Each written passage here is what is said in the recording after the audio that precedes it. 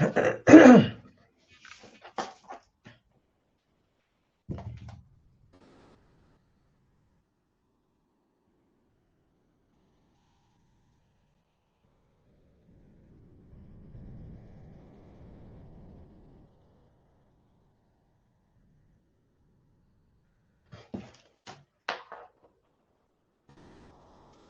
दोस्तों, हमारा एक टॉपिक वेन 5 बच गया था। हम वेन 5 को पहले समाप्त करते हैं, उसके बाद में हम लोग शुरू करेंगे स्पेशली हमारा पल्स डायग्नोसिस।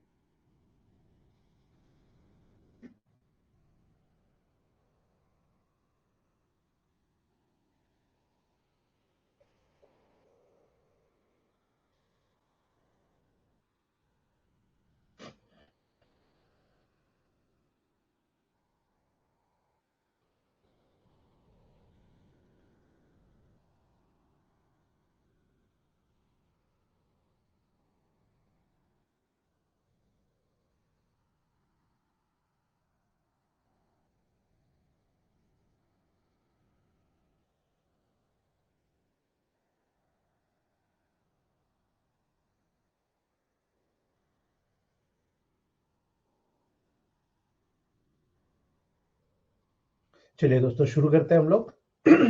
दो चीज क्लियर करना चाहूंगा। इलेक्ट्रोमें जगत कभी भी एक नहीं हो सकता, इसलिए जितने भी लिटरेचर्स होते हैं सब अपने अपने अकॉर्डिंगली बनते हैं। तो कुछ लोगों ने वेन 1 में S5 वेन 1 और A3 का इस्तेमाल किया है, और कुछ लोगों ने यहां पर वेन 5 में वेन 1 S5 C3 A2 का इस्तेमाल किया है। मैं इसको फॉलो करता हूं, इसलिए आपको ये बता रहा हूं। मैं वेन 1 S5 A3 को फॉलो नहीं करता हूं, इसलिए मैं आपको वो नहीं बता रहा हूं। याद रखना, वेन 5 जब आप बात करोगे बहुत डीप में काम करने वाली मेडिसिन है। आप जब यहां देख रहे हो चारों इक्वल क्वांटिटी में बुलाई गई, कभी भी वेन 1 को इतना स्ट्रांग यूज होते हुए नहीं देखा आपने, है ना। अगर यहां देखोगे तो वेन 5 S5 C3 A2 यानी यहाँ वीनस सिस्टम पे काम कर रही है, यहाँ कार्टिलेजिनस सिस्टम पे काम कर रही है, यहाँ हर प्रकार के मस्कुलर और स्किन के सुपरफिशियल लेयर पर काम कर रही है, यहाँ वेन 1 काम कर रही है। यानी आप ऑटो इम्यून लेवल पर, जेनेटिक लेवल पर, डीएनए आरएनए के लेवल पर काम कर रहे हो, बहुत डीप में जाकर काम कर रही है। तो वेन 5 का जो कैरेक्टर होता है ना, बहुत डीप में जा चुका है दोस्तों। अब बहुत डीप में जा चुका है मतलब इसका मेन अगर इफेक्ट देख लो तो सेंसरी नर्व पे जा रहा है ना। मेल और जेनाइटल, मेल और फीमेल के जेनाइटल ऑर्गन पर जा रहा है, कार्टिलेजिनस लेवल पर जा रहा है, और इन दोनों को मिला दो तो म्यूकस मेम्ब्रेन पर भी जा रहा है ना। अगर आप S5C3 की बात करोगे तो आपको मैंने कॉम्बिनेशन बताया नर्व के लेवल पर, है ना। मैंने आपको कहा था कि जॉइंट पर, स्किन के क्यूटेनियस पार्ट के साथ साथ दोस्तों स्मॉल इंटेस्टाइन पर भी बहुत ज्यादा डीप में इसका वर्क चला गया, है ना। इसलिए याद रखना, हार्ट, लीवर, है ना, आपके बॉडी में पाई जाने वाली एरिथ्रोसाइट, आरबीसी, ब्लड सेल्स को भी इफेक्ट करता है। आपको याद रखना है, एक मेरा मंत्र, गुरु मंत्र दे रहा हूं आपको। जब आरबीसी, डब्ल्यूबीसी और प्लेटलेट कम या ज्यादा होते हैं, वेन 5 को टेस्ट कीजिएगा। वेन 5 को इन द सेंस, अगर आपका आरबीसी, डब्ल्यूबीसी, प्लेटलेट्स कम है, वेन 5 को पॉजिटिव में दीजिएगा। यदि ज्यादा है, वेन 5 को 10th डायल्यूशन में या D10 में दीजिएगा। आप देखिएगा कितना शानदार रिजल्ट आपको देखने को मिलता है। ठीक है, ये एक वेनेरियल मेडिसिन है दोस्तों, इसीलिए जब इसका आप कैरेक्टर देखोगे, एक्शन ऑफ फील्ड देखोगे, तो आपको नजर आएगा मेल के, फीमेल के यूरोजेनेटल ऑर्गन्स पर इसका बेहतरीन इफेक्ट आपको नजर आ रहा है दोस्तों। इसीलिए बॉडी की ग्लैंड्स पर, बॉडी के ट्यूमर्स पर आप इसे बहुत अच्छी तरीके से यूज कर सकते हैं, है ना। इसलिए जब आप एक टिपिकली फील्ड देखते हो कि भाई इस मेडिसिन के एक्शन क्या है, तो अगर प्रोटोकॉल देख रहे हो तो आपको समझ में आ रहा है स्किन पे काम करती है, माउथ पे काम करती है ना, अंदर के लेवल पर लिप्स पे काम करती है ना, टंग पे काम करती है, थ्रॉट पे काम करती है, गले पे, आइस पर काम करती है दोस्तों। इनकी जितने भी म्यूकस मेम्ब्रेन होती है इसी के परिधि में होती है। डायरेक्टली वेन 5 आप यूज कर सकते हो, आपको प्रोटोकॉल तय करते आना चाहिए। ये पर्टिकुलरली ब्लड और लिम्फ को इन एरियाज में प्यूरिफाई करती है और जितनी भी जेनेटल डिसीजेस डेवलप हो रही है उन तमाम जेनेटल डिसीज को रिकवर करने का काम करती है। इसीलिए जब आपके पास कोई ऐसा केस आए जो रिकरेंट इन्फेक्शन लेकर आ रहा है, और जब आप रिकरेंट इन्फेक्शन का डायग्नोस करते हो तो सिफिलिस निकल कर आता है, हेरिडिटी निकल कर आता है, क्रॉनिक सेक्सुअल ट्रांसमिटेड डिसीजेस में बहुत ब्रिलियंट रिजल्ट है दोस्तों। चाहे स्किन में बर्निंग सेंसेशन हो, आप स्टोन या यूरिनरी ट्रैक्ट इन्फेक्शन के कारण देख रहे हो, बर्निंग हमेशा स्टोन के कारण बनी रहती है, गाल ब्लैडर में पेन देखते हो, है ना, लिम्फेडिनाइटिस देखते हो, यानी जगह जगह लिम्फेटिक ग्लैंड का एनलार्जमेंट हो गया, इन्फ्लामेशन हो गया, म्यूकस मेम्ब्रेन का इन्फेक्शन देखते हो दोस्तों। प्रत्येक प्रकार के इंटरनली या एक्सटर्नली, मैंने कहा ना, ये इंटरनली ये एक्सटर्नली, इंटरनली और एक्सटर्नली कोई भी इन्फेक्शन होता है, चाहे वो इचिंग के कारण हो चाहे फंगल इन्फेक्शन के कारण हो, आप वेन 5 का उपयोग कीजिए, है ना। इसलिए मैंने जो डर्मो केयर का आपको प्रोडक्ट बताया था उसमें वेन 5 का बहुत बड़ा रिजल्ट आपको देखने को मिलेगा दोस्तों। वेन 5 वहां जबरदस्त फंगल इन्फेक्शन में काम कर रहा है। इसीलिए जब आप कहीं पर भी ऐसी इन्फेक्शन देखते हो जो सेक्सुअल हो या नॉन सेक्सुअल हो, कोई दिक्कत नहीं, लेकिन अगर वहां पर नॉन इन्फ्लामेटरी सिफिलिस की सेकेंडरी स्टेज देखते हो दोस्तों, अकेली काफी है, अकेली पॉजिटिव में दे देना वेन 5, आप देखिए कितना ब्रिलियंट रिजल्ट वहां पर नजर आता है। कई बार बहुत सारे छोटे छोटे केस आपको नजर आएंगे दोस्तों। आप मान लो कि सिफिलिटिक अल्सर नजर आ रहा है ना, ग्लैंडुलर स्वेलिंग नजर आ रही है, आपको समझ में नहीं आ रहा कि प्रॉब्लम कहां पर है, आप देख रहे हो यहाँ पर इसको बॉडी में उडीमा हो रहा है ना, लैप्रोसी हो रहा है, पैरोटिड ग्लैंड की वहां पर कोई डिसीज हो रही है, यहाँ पर स्वेलिंग नजर आ रहा है आपको, है ना, आपको फिस्टुला नजर आ रहा है दोस्तों, अकेली काफी है वेन 5, है ना। लेकिन अगर आपने वहां पर अकॉर्डिंग टू कंडीशन L1 या F1 को सपोर्ट कर दिया, है ना, या फिर GB को सपोर्ट कर दिया, वेन 5 के साथ दे दीजिए। और अगर कभी कभी आप वेन 4 को अल्टरनेट कर देंगे तो वेन 4 के साथ देने पर और जबरदस्त रिजल्ट आता है। अर्थात वेन 4 में क्या है, A2 वेन 1 वर 1, है ना, यानी आपने वहां बैक्टीरिया वायरस फंगस जितने भी चीजें वहां मौजूद है उनका जहां पर डेवलपमेंट होने की कंडीशन थी उसको आपने साफ कर दिया, है ना, आपके रिजल्ट दोगुना बढ़ जाते हैं। कई पेशेंट्स ऐसे आते हैं जो 4-4 6-6 महीने नहीं सालों तक अपने बॉडी में इरप्शंस लेकर चलते हैं, है ना, वो क्रॉनिक इरप्शंस लेकर आते हैं, डेंड्रफ जैसी कंडीशन लेकर आते हैं, है ना। याद रखना दोस्तों, वेन 5 वर 1 को या वेन 5 के साथ आप वेन 4 को ऐड करके अल्टरनेट करके दे दो, आप देखो डेंड्रफ कैसे छूमंतर होता है, वो इरप्शंस कैसे छूमंतर होता है। लेकिन आपको याद रखना है, इरप्शंस आ रहे हैं यानी पॉजिटिव कंडीशन है, मेडिसिन नेगेटिव जाएगी। आप यहां पर 147 से फॉलो कीजिएगा, थर्ड से फिफ्थ या टेंथ डालिए, या टेंथ दीजिए, फिफ्थ दीजिए, थर्ड दीजिए, आपका पेशेंट क्योर हो जाएगा, है ना। अगर कई केसेस मिलता है पेनिस के लेवल पर पास आता है, बेलेनाइटिस होता है जिसको बेलोनोरिया बोलते हैं, है ना, मैं आपको चैलेंज करता हूं वेन 5 को अकेले को देना, आप D6 में अकेले को दे देना, D6 में बेलेनाइटिस या बेलोनोरिया में वेन 5 का रोल जबरदस्त होता है, रिजल्ट 100% होते हैं। लेकिन कभी कभी यहाँ पर L1 और F1 अगर साथ में मिला दे, क्योंकि पेन भी होता है, खुजली भी होती है, बहुत ज्यादा ईचिंग होती है, तो लिम्फ वहां से हटाना जरूरी होता है, ऑब्स्ट्रक्शन हो रहा है, आप देखो इरप्शन आ रहा तो ऑब्स्ट्रक्शन हो रहा, तो L1 F1 वहां पर ऐड कर दीजिए, जबरदस्त रिजल्ट आपको देखने को मिलता है।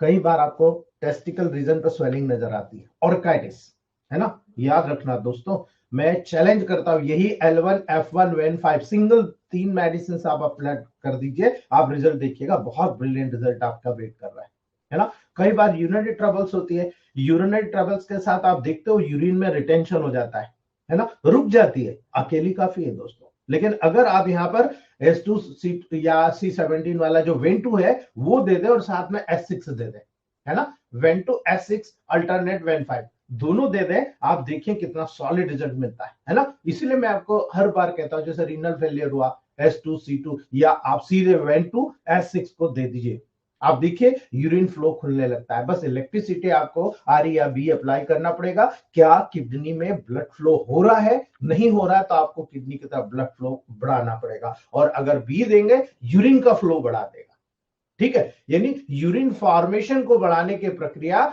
आपको B से न करके RE से करना पड़ेगा, बिकॉज RE ब्लड सर्कुलेशन बढ़ाएगा किडनी की तरफ, क्योंकि ब्लड सर्कुलेशन बढ़ेगा, ब्लड फिल्टर होगा, तभी तो यूरिन बनेगा।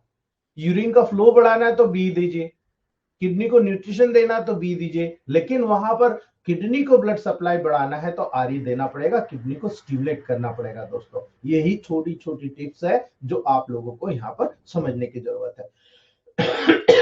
जब आप क्रॉनिक ऑर्थराइटिस, डिस्मेनोरिया के साथ साथ आप ब्लैकिश ब्लड देखते हो, है ना, अब काला काला ब्लड किसी को आ रहा है, आपको हमेशा याद रखना है दोस्तों वेन 5B L1, ठीक है। वेन 5L1B को D6 में दे दीजिए, किसी भी प्रकार की जो प्रॉब्लम होगी ना 100% सबसाइड हो जाएगी, क्योंकि हम जनरली क्या करते हैं A2L1B D6, है ना। लेकिन यहां जब वेन 5 के साथ देंगे तो आप देख लो कितना बड़ा कैरेक्टर है, वेन 1 S5C3A2L1B, ये कॉम्बिनेशन हो जाएगा, आप देखो कितना बढ़िया रिजल्ट आता है।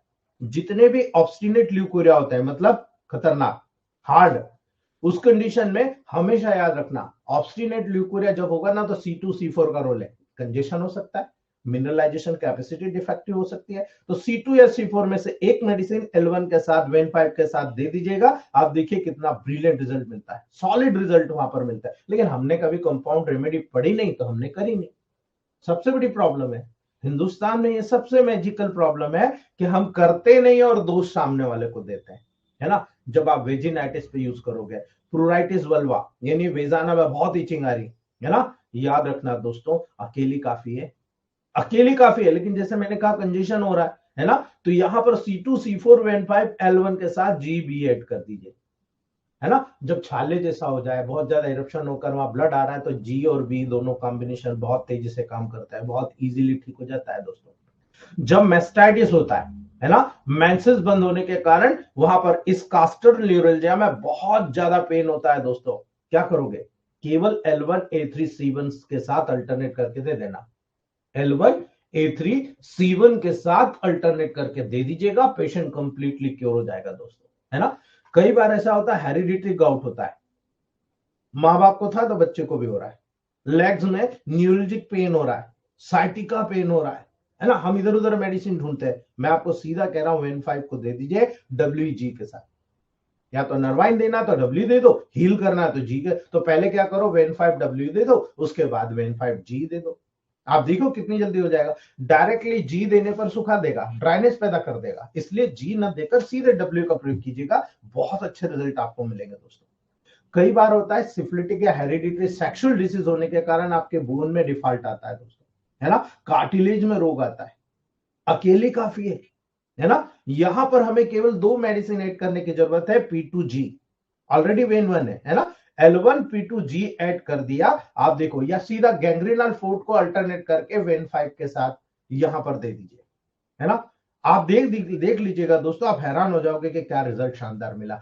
कई बार ऐसा होता है बोन के लेवल पर है तो C4 ऐड करना पड़ता है, कई बार ऐसा होता है बहुत सीवियर पेन होता है, ठीक नहीं हो रहा, तो आपको लेडमपाल है C6 में, इसलिए लेडमपाल ऐड करना पड़ता है, अर्थात C6 ऐड करना पड़ता है, नेगेटिव में जाना पड़ेगा। C6 का 5th और 10th डायल्यूशन जॉइंट पेन के लिए मिरेकल है, माइंड को नोट कर लीजिएगा आप, C6 का 5th या 10th डायल्यूशन जॉइंट पेन के लिए मिरेकल है, एक्यूट में 5th, क्रॉनिक में 10th, ठीक है, हमेशा याद रखना इस बात को। पेशेंट को एनोरेक्सिया हो गया, खाना नहीं पसंद आ रहा साहब, है ना, इंटेस्टाइनल ट्यूबरकुलोसिस हो गया, स्किन वहां पर डिसीज हो गई, आपने उसको सप्रेस कर रखा है, डायरिया हो गया, अकेले आप दे दीजिए वहां पर, यानी F1 वेन 5 WRE के साथ देते हैं, है ना, F1 वेन 5 WRE के साथ दे दीजिएगा, बहुत ही सॉलिड रिजल्ट वहां पर मिलता है ना। याद रखना रेक्टम से काले रंग का ब्लड आ रहा है, यानी आपको या तो इंटरनल हिमोरेज है या एक्सटर्नल हिमोरेज है या इंटेस्टाइनल हिमोरेज है, हमें टेंशन लेने की जरूरत नहीं, वेन 5B है ना। आप वेन 5B को अल्टरनेट करके नेचुरल टॉनिक के साथ दे दीजिएगा, है ना, नेचुरल टॉनिक यानी या फिर सिंगल एस्टिन के साथ अल्टरनेट करके दे दीजिएगा, आप देखिएगा कितना सॉलिड रिजल्ट मिलता है ना। कई केसेस ऐसे मिले हैं जिनमें बहुत ही मिरेकल रिजल्ट मिलता है, 24 घंटे के अंदर चेंज आ जाता है दोस्तों, और मैक्सिमम 15 से 20 दिन बाद पेशेंट बोलता है जरूरत है क्या। क्रॉन्स डिसीज में बहुत अच्छा रिजल्ट मिला है मुझे, 3 महीने में पेशेंट ठीक हो गया, जबकि मॉडर्न साइंस 5 साल से ट्रीटमेंट कर रहा है ना। इसीलिए याद रखना वीकनेस या ब्रेडिकार्डिया का जो केस होता है बहुत डेंजरस कंडीशन होती है दोस्तों, है ना, वीकनेस या ब्रेडिकार्डिया। अब आपको ये पता है, अभी हम लोग कार्डियोवास्कुलर सिस्टम आगे पढ़ेंगे तो हमको समझ में आएगा ब्रेडिकार्डिया, टेकिकार्डिया, ब्रेडिप्निया, टेकिप्निया ये क्या कंडीशन होती है ना, और इलेक्ट्रोमा 24 घंटे में कैसे रिजल्ट देता है ना। एनीमिया में आप देख लो अकेली वेन 5 कॉफी, अगर इसको लाइटर डोज में देते हो दोस्तों बी के साथ, यानी वेन 5A3B, वेन 5A3B, आप लाइटर डोज मतलब आप एक स्ट्रॉन्गर डोज देते हो, मान लो 30-30 ड्रॉप सबका डाल दिया, वो स्ट्रॉन्गर डोज हो गया। लाइटर डोज मतलब आपने इसमें 10 ड्रॉप डाल दिया, और अगर आपने 5 या 2 ड्रॉप डाला तो ये बहुत ही हायर डोज हो गया। ये एक लाइटर स्ट्रॉन्गर डायल्यूशन के लेवल पर यूज किया जाता है, या फिर आपको सीधा 5th या 10th डायल्यूशन में दे दो, है ना। आप देखो मिरेकल हो जाएगा दोस्तों। ब्लड के कंजेशन के कारण कई बार गिडीनेस होता है, वर्टिगो होता है ना, हिस्टेरिक डिसऑर्डर होता है। याद रखना, प्रेगनेंसी के दौरान हिस्टेरिक डिसऑर्डर टॉक्सिमिया प्रेगनेंसी को डेवलप करता है ना। वो कहीं ना कहीं यूट्राइन कैविटी के सिस्टम की डिफिशिएंट वाइटलिटी के कारण उत्पन्न होता है। यानी वहां पर जितना भी ऑर्गन्स को काम करने के लिए जितने एंजाइम्स की जरूरत होती है, जितने न्यूट्रिशन की जरूरत होती है, जितने स्पेस की जरूरत होती है, जितना उसको कोरिलेशन की जरूरत होती है, वो नहीं मिल पाता, है ना। उस कंडीशन में, क्योंकि यहां पर क्या होता है, मां के जो पर्टिकुलर यूट्रस है उसको न्यूट्रिशन की सप्लाई होती है, क्या वो प्रॉपर मिल रही है ना, एक प्रॉब्लम। दूसरा, ब्लड सर्कुलेशन में वो कितना मेटाबॉलिक वेस्ट निकाल पा रहा। अभी मां को ही हिमोग्लोबिन कम है, तो आप मुझे बताओ न्यूट्रिशन कैसे मिलेगा उसको। ये सबसे बड़ा डिफॉल्ट होता है, और इस कंडीशन को ठीक करती है वेन5, याद रख लेना, है ना। यही कारण है दोस्तों, अकेली वेन5 काफी है, लेकिन आप जब यहां पर L1 F1 वेन5W इस्तेमाल करोगे ना, तब मिरेकल देखना आप, है ना। हमें जी नहीं इस्तेमाल करना, हमें दूसरी कोई चीज इस्तेमाल नहीं करना, लेकिन वेन5 के जब सब L1 F1 B का इस्तेमाल, W का इस्तेमाल करोगे ना, रामबाण रिजल्ट आपको मिलेगा, आप हैरान हो जाओगे, है ना। जब किसी पेशेंट को सेक्सुअल ट्रांसमिटेड डिसीज होते हैं, आप डायग्नोस कर पाते हो? बिल्कुल नहीं। तब अकेले दे दो दोस्तों। लेकिन जब आप देखते हो कि यार वेनेरियल डिसीज थी, वो धीरे धीरे वहां पर बहुत डीप में चला गया, और हमारे ही पास पेशेंट अब आया है जब बहुत ज्यादा उसके ऑर्गन का कॉम्प्लिकेशन डेवलप हो चुका है, पूरा ऑर्गन वहां पर सब्स्टिट्यूट डिसीज को डेवलप कर चुका है, मेडिकल स्टोर बन चुका है ना। आप देखो शरीर इंबैलेंस हो चुका है, और इसी के परिणाम स्वरूप देखो अनेकों अनेक प्रॉब्लम्स डेवलप हो जाती है। ऐसी तमाम कंडीशन से निपटने के लिए अकेली वेन5 काफी है दोस्तों, है ना। इसीलिए बीलियस टेम्परामेंट वालों के लिए तो अमृत है। याद रखना, जितने भी बीलियस साउथ के लोगों में, आप में से जितने भी साउथ के लोग हैं, आप लोगों को बता रहा हूं, आपके यहाँ जितनी भी कॉम्प्लिकेशन, चाहे एक्यूट हो, सब एक्यूट या क्रॉनिक है, वेन5 बहुत अच्छा काम करेगी।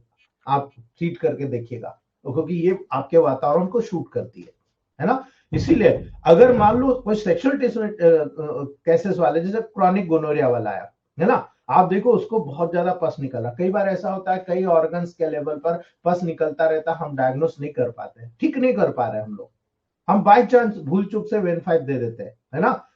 हाई डायल्यूशन में यूज कर रहा है इसको, सीधा 200-1000 में चले जाओ, आप यूज कीजिए, देखिए तुरंत ठीक हो जाता है। कई पेशेंट ऐसे होते हैं जिनको जॉन्डिस पता नहीं, जिनको लीवर सिरोसिस हो जाता है ना, लीवर में पेन होता है, पेन के फिंगर में पेन होता है, आपके गट्ठे में दर्द होता है ना, यानी कि आपके स्पाइनल कॉर्ड में पेन हो रहा है, आपके लेग्स के फिंगर में पेन हो रहा है, सीधे 1000 डायल्यूशन में चले जाना आप देखना बहुत ब्रिलियंट रिजल्ट मिलेगा। 3 डोज देकर सेकेंड डायल्यूशन से ट्रीटमेंट को शुरू करना, बहुत अच्छा रिस्पांस मिलता है। जब ल्यूकोरिया का केस होता है, जब कॉन्स्टिपेशन का केस होता है ना, वो कंडीशन बहुत ही इंटेलिजेंट कंडीशन होती है आपके लिए दोस्तों, है ना। आप इसे जब यूज करेंगे, आप इंडाइजेशन के लेवल पर, कॉन्स्टिपेशन के लेवल पर, आप पाइल्स के लेवल पर, एनीमिया के लेवल पर, लीवर की वीकनेस के लेवल पर, वेजाइनल के लेवल पर, यूट्रस के घाव यानी वाउंड के लेवल पर, ब्लीडिंग के लेवल पर, इवन सर्वाइकल कैंसर के लेवल पर, यूट्रस कैंसर के लेवल पर यूज करेंगे, मेरा मानना है आप हैरान हो जाएंगे, चकित हो जाएंगे। वेन5 का सेकेंड डायल्यूशन प्लस P2G जो है, इतना जबरदस्त कैसे काम कर रहा है, L1 इसमें ऐड करके देंगे और जबरदस्त काम करेगा, है ना। कई बार ऐसा होता है परकेटिव ड्रग दे दी जाती है, कॉन्स्टिपेशन फिर भी हो जाता है और ज्यादा बढ़ जाता है ना।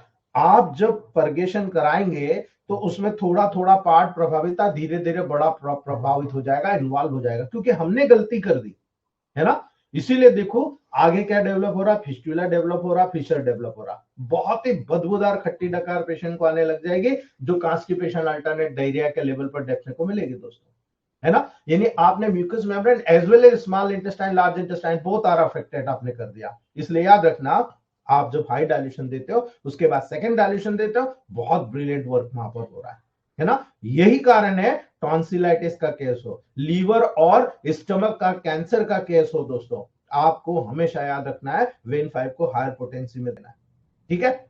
आपको हमेशा हर 2 घंटे 3 घंटे में प्रोटोकॉल्स देना है, आप देखो कितनी जल्दी रिकवरी होती है ना। हम जो प्रैक्टिकल नहीं करेंगे तो सीखेंगे कहां से भाई? प्रैक्टिकल करना बहुत जरूरी है। इलेक्ट्रोमेपैथ में कोई फार्माकोपिया थोड़ी बना हुआ है कि कोई भी एमआर आया कंपनी का और आपको सिखा गया कि ऐसा ऐसा। हमारी तो कंपनी ही नहीं बता पाती तो एमआर क्या बताएंगे, है ना? हमें अपना स्वयं का ध्यान रखना है, हमें एक दूसरे को प्रॉम्प्ट करके हमें यहाँ पर अपने आप का डेवलपमेंट करना है, और जितना अच्छा डेवलपमेंट करेंगे हमारी क्वालिटी और क्वांटिटी दोनों बढ़ती चली जाएगी दोस्तों, है ना? कई बार ऐसे केस मिलेंगे कि नाक की हड्डी में घाव है ना? आप देखो उससे आपको नजर आ रहा है कि बदबू आ रही, हेलिटोसिस हो रहा है ना? पीला गाढ़ा कलर का आपको सिक्रेशन नजर आ रहा है ना? कई बार ऐसा होता है ना, ज्यादा जोर से दबा दिया तो ब्लड आ जाता है, क्या करोगे? Only when 5 200 dilution. मेरे पास कई केसेस ठीक हुए, कई केसेस C4 वेन 1 का अल्टरनेट करके दिया ना मैंने, 1000 में तुरंत ठीक हो गया पेशेंट, है ना? रेक्टम में अगर कोई वाउंड हो रहा है ना, इनस का प्रोलेप्स हो रहा है आपको हमेशा याद रखना है पेक्टोरल रीजन में कहीं ना कहीं वहां पर फटना हो रहा है ना? क्रोनिक वाउंड या एक्जिमा की कंडीशन हो जाए, चेस्ट में कैंसर का पेन हो रहा है ना? केवल हाई डायल्यूशन 2-3 डोज और फिर सेकंड डायल्यूशन से 10th डायल्यूशन तक करी जाएगी, है ना? कई बार ऐसे केसेस मिलेंगे आपको, माइंड कीजिएगा मेरी बात को, कई बार ऐसे केसेस मिलेंगे पेशेंट लास्ट स्टेज में है ना?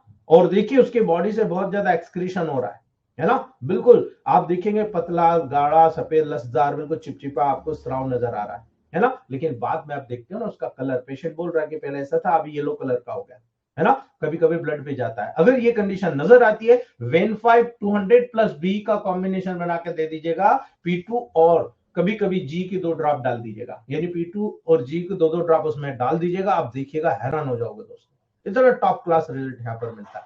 यानी प्रेसिडेंट कंडीशन के अकॉर्डिंग प्रोटोकॉल बनते हैं, मेरा ये कहने का मतलब है ना? याद रखिएगा दोस्तों, जब सेक्सुअल ट्रांसमिटेड डिसीज के कारण लीवर और किडनी से नीचे चलकर रोग कहीं पर फैल रहा है, भाई मेन चीज क्या है? मेटाबॉलिक प्रोसेस के लिए लीवर में जाएगा, फिल्ट्रेशन के लिए किडनी में जाएगा, जब उसको बाहर निकाला जाएगा, है ना? उसके बगैर कहीं नहीं जाएगा। इसलिए यूरिनरी ब्लैडर यूरिथ्रा में आप देखिए कई पेशेंट ऐसे होते हैं जिनको, याद रख लेना इस सिम्टम को, जब लीवर में और किडनी में प्रॉब्लम है, कई पेशेंट आपको सजेशन करते हैं कि साहब मुझे तो यूरिनरी ब्लैडर में यूरिथ्रा में बर्निंग हो रहा, जब यूरिन टेस्ट कराते हो सब नॉर्मल होता है ना? फिर भी वो कहता है कि मुझे कटने फटने का दर्द होता है ना? चुभन जैसा लगता है, कुछ निकल रहा है, जबकि यूरिन टेस्ट में जीरो, कुछ भी नहीं मिलता। याद रखिएगा वहां लीवर को और किडनी को बैलेंस कीजिए, मल्टीविटामिन 1 और मल्टीविटामिन 2 से ठीक हो जाता है, यानी S5 C5 F1 RE S6C6 और सिंथेसिस सेकंड प्लस WRE, इससे ही ठीक हो जाता है, हमें आगे जाने की जरूरत ही नहीं पड़ती दोस्तों। इसलिए आपको मैं हमेशा बार बार कहता हूं कि हाई डायल्यूशन के बाद सेकंड डायल्यूशन पर है ना? एमेनोरिया के प्रॉब्लम, है ना? लोअर एब्डोमेन में अगर किसी को पेन हो रहा है, टेस्टिस और ओवरी में पेन हो रहा है, हमेशा याद रखना हाइपोटेंसी के बाद फर्स्ट डायल्यूशन से या D5 से आप D6 की तरफ चले जाओ, आपका पेशेंट बिल्कुल 101% डंके के चोट पे ठीक हो जाता है ना? कई बार ऐसा पेशेंट भी आता है कि साहब देखो मेरी यूरिन कितनी गंदी है ना? बहुत ज्यादा चिपचिपी म्यूकस युक्त जा रही है, कभी ब्लड जा रहा, कभी कुछ जा रहा, कभी एपिथेलियल कास्ट जा रही है, सीधा हाई डायल्यूशन दो, उसके बाद सेकंड डायल्यूशन दो, पेशेंट क्योर हो जाता है ना? पेशेंट बोलता है साहब मुझे हमेशा कमर दर्द बना हुआ है ना? हमेशा मुझे यूरिन में प्रॉब्लम आती है, हमेशा मुझे गाल ब्लैडर स्टोन जैसी रही। भाई उससे पूछो खाना कैसे खाता है, अगर पेशेंट खाना चबा के खाता है तो स्टोन नहीं बढ़ेगा। जितने भी स्टोन बढ़ने के कारण होते हैं खाना चबा के नहीं खाना ही होते हैं। आप खाना चबा के खाने को बोलिए, आधा घंटा 1 घंटा उसको चबाने को बोलिए, उसके बाद आप देखिएगा आपका प्रोटोकॉल कितनी जल्दी काम करता है। ठीक है, उसको कहिए ऐसा खाना खाए जिसमें चबाने की कोशिश ना हो, है ना? आप देखिए आपका गाल ब्लैडर स्टोन बहुत जल्दी रिकवर हो जाता है ना? कई बार गाल ब्लैडर स्टोन बढ़ता है तो हम लोग सोचते हैं हमने गलत मेडिसिन दिया, बिल्कुल नहीं, यू आर करेक्ट, बट वहां पर पेशेंट की गलती है। पेशेंट अगर खाना चबा के नहीं खा रहा तभी वहां पर दोस्तों उसका स्टोन बढ़ता चला जाएगा, इसीलिए वहां हाई डायल्यूशन दीजिए आप इसका, है ना? हाई डायल्यूशन के ग्लोबुल्स बना के दे दीजिए, 2-2 ग्लोबुल्स के ना आप घंटे पे चूसते रहो, है ना? गाउट की कंडीशन होता है ना, हाई डायल्यूशन के ग्लोबुल्स बना दो, चूसते रहो, और उसके बाद सेकंड डायल्यूशन से पेशेंट को ठीक कर दो, है ना? कई क्रॉनिक कोराइजा होता है, कई बार क्रॉनिक कफ होता है ना? हमें पता नहीं लगता, हम लोअर डायल्यूशन से ठीक कर रहे हैं दोस्तों, है ना? कीमो मैं आपको कह रहा हूं स्टोन की सबसे बेस्ट मेडिसिन है, आप यूज करके देखो, है ना? स्टोन में वेन 5 का बहुत बड़ा रोल आपको नजर आएगा जब आप उसको यूज करोगे, है ना? इसलिए जब डायल्यूशन की बात आती है तो सीधा अगर आप D4 या फर्स्ट डायल्यूशन यूज करते हैं, कोई भी इंफ्लामेशन बॉडी में, कोई भी पेन हो, कोई भी एक्स्ट्रा ऑर्डिनरी सिक्रेशन हो रहा है ना? उसको बढ़ा देगी, बढ़ा के निकाल देगी पूरा, लीवर और किडनी का फंक्शन नहीं कर पाना हो रहा है, यहाँ पर मेंसेस कम हो रहा है। और मेंसेस कम होने के बाद में कई बार ऐसा होता है दोस्तों, मेंसेस इतना एक्स्ट्राऑर्डिनरी होता है कि उसको बंद करना जरूरी होता है। तो ये मेडिसिन वेन5 ऐसी सारी गंदगी को बाहर निकालेगी, और जैसे ही गंदगी बाहर हुई मेंसेस भी बंद हो जाएगी। भले फर्स्ट डायल्यूशन में दे रहे हो, क्योंकि यहाँ मेंसेस बढ़ाने की कोई मेडिसिन नहीं है, लेकिन A2 ऐसी मेडिसिन है कि जो बॉडी की गंदगी को साफ कर रही है। क्रॉनिक डिसीज है वेन5 के माध्यम से ठीक हो रही है, लेकिन लीवर और आपका जितना भी कार्टिलेजिनस पार्ट होता है, ये दोनों वहां पर सपोर्ट करता है यूट्रस के कॉन्ट्रेक्शन के लेवल पर। ठीक है, तो जितने भी गंदा मटेरियल है उसको बहा देगा, और जितना भी सब्सटीट्यूशन है वहां से अलग कर देगा। इसीलिए फर्स्ट डायल्यूशन बहुत काम करता है। जब सेकंड डायल्यूशन में आओगे दोस्तों, अगर हमें कोई रोग समझ में नहीं आ रहा तो सीधे सेकंड डायल्यूशन से करो। 50% जो सिम्टम्स बाद में आए थे सबसाइड हो जाएंगे, जो पहले आए थे वो सिम्टम वहां रह जाएंगे। आपको डिसाइड करना है कि मुझे फर्स्ट में जाना है कि थर्ड में जाना है ना। बहुत ज्यादा एक्सेसिव अवेयरनेस के साथ में पेशेंट के सिम्टम आ रहे हैं, सीधे थर्ड में जाओ, फिफ्थ में जाओ, 10th में जाओ, है ना। उसके बाद फिर से सीधे सेकंड पे आ जाओ, फर्स्ट पे आओ, D4 में आओ, पेशेंट कंप्लीट क्योर, है ना। इसलिए जितने भी पॉजिटिव डिसीज है थर्ड डायल्यूशन में जाओ, फिफ्थ में जाओ, 10th में जाओ, या 10th से शुरू करो, पॉजिटिव में आओ, है ना। यही कारण है दोस्तों, पेशेंट बिल्कुल ठीक होता है। जब आप हायर डायल्यूशन का उपयोग करते हैं तो कब करते हो? मैं आपको कभी ये नहीं कहता कि हायर डायल्यूशन पे जाओ, मैं ये कहता हूं कि हायर डायल्यूशन से रोको, और जब आपका लोअर डायल्यूशन काम नहीं करता है तब हायर डायल्यूशन का उपयोग करो, है ना। याद रखना, जब आप तमाम रोगों में इस प्रकार के प्रोटोकॉल्स को यूज करते हैं, आपके रिजल्ट 2 गुना होते हैं दोस्तों, मेरा ये मानना है। ठीक है, पहली बात। दूसरी बात, 2 मिनट में मैं आपको एक कॉन्सेंट्रेशन क्लियर कर दूं, उसके बाद हम लोग पल्स डायग्नोसिस की बात करते हैं। मेरा कॉन्सेप्ट मैंने आपको जो पढ़ाया है, कंक्लूजन दे रहा हूं, मैंने कभी distil water medicine, RS medicine या हाइपोटेंसी को प्रमोट नहीं किया, मैंने तीनों को प्रमोट किया है। मैंने तीनों को प्रमोट किया है। जो लोग मेरे विरोध में जो बातें करते हैं ना, उन लोगों को आमने सामने आकर बात करना चाहिए कि भाई आप ये क्यों कर रहे हो, आप किसी को भी कुछ कहोगे तो कोई मतलब नहीं, सामने वाला कब तक सुनेगा, है ना। मैं सीधा कह रहा हूं, मैंने ये कहा कि अगर आप डिस्टिल वाटर यूज करते हो तो भी आपको D10 तक जाना पड़ेगा। आप अगर डिस्टिल वाटर यूज करते हो तो भी 147 से 10th तक जाना पड़ेगा, यदि क्रॉनिक डिसीज है। क्योंकि मैठी जी के साहित्य में कहीं लिखा हुआ नहीं है कि आप, और साइंस को आप बांध नहीं सकते, साइंस को आप क्लोज नहीं कर सकते। जितना साइंस का आप विस्तार करोगे, साइंस उतना आगे लेकर जाएगा। इसीलिए हम लोग आगे जा रहे हैं। जो लोग पीछे रहना चाहते हैं, ठीक है, पतली गली से निकल जाइए, लेकिन अगर आप लोग आगे बढ़ना चाहते हैं, अपने दिल पे बिलीव कीजिए, अपने आप पे बिलीव कीजिए। मेरा मानना है आप में से कई लीजेंड निकलने वाले हैं। अपने आप पे बिलीव कीजिए, मुझे नहीं मतलब, मैं तो जो मैंने अपने लाइफ में सीखा वो आपको दे दिया हूं, है ना। सेमिनार में भी मैं इसीलिए करता हूं, नहीं मुझे कोई शौक नहीं है 1.5-2 लाख 2.5 लाख का नुकसान करने का अपना, है ना। इसलिए मैं आपको यही सिखाता हूं कि आप देखो प्रैक्टिस, और सबसे बड़ी चीज होती है, बहुत सारी चीज मुझे भी सीखने को मिलती है। इस बार सेमिनार में 110 फीडबैक्स आए, और 110 फीडबैक में से 67 फीडबैक ऐसे हैं जो मुझे सीखने को मिले, है ना। वो आगे ने पीछे मैं यूज करके आपको बताऊंगा, और जो लोग गए उन्होंने देखा उस चीज को, इसलिए मैं आपको ये चीज डायरेक्टली कह रहा हूं दोस्तों। ठीक है,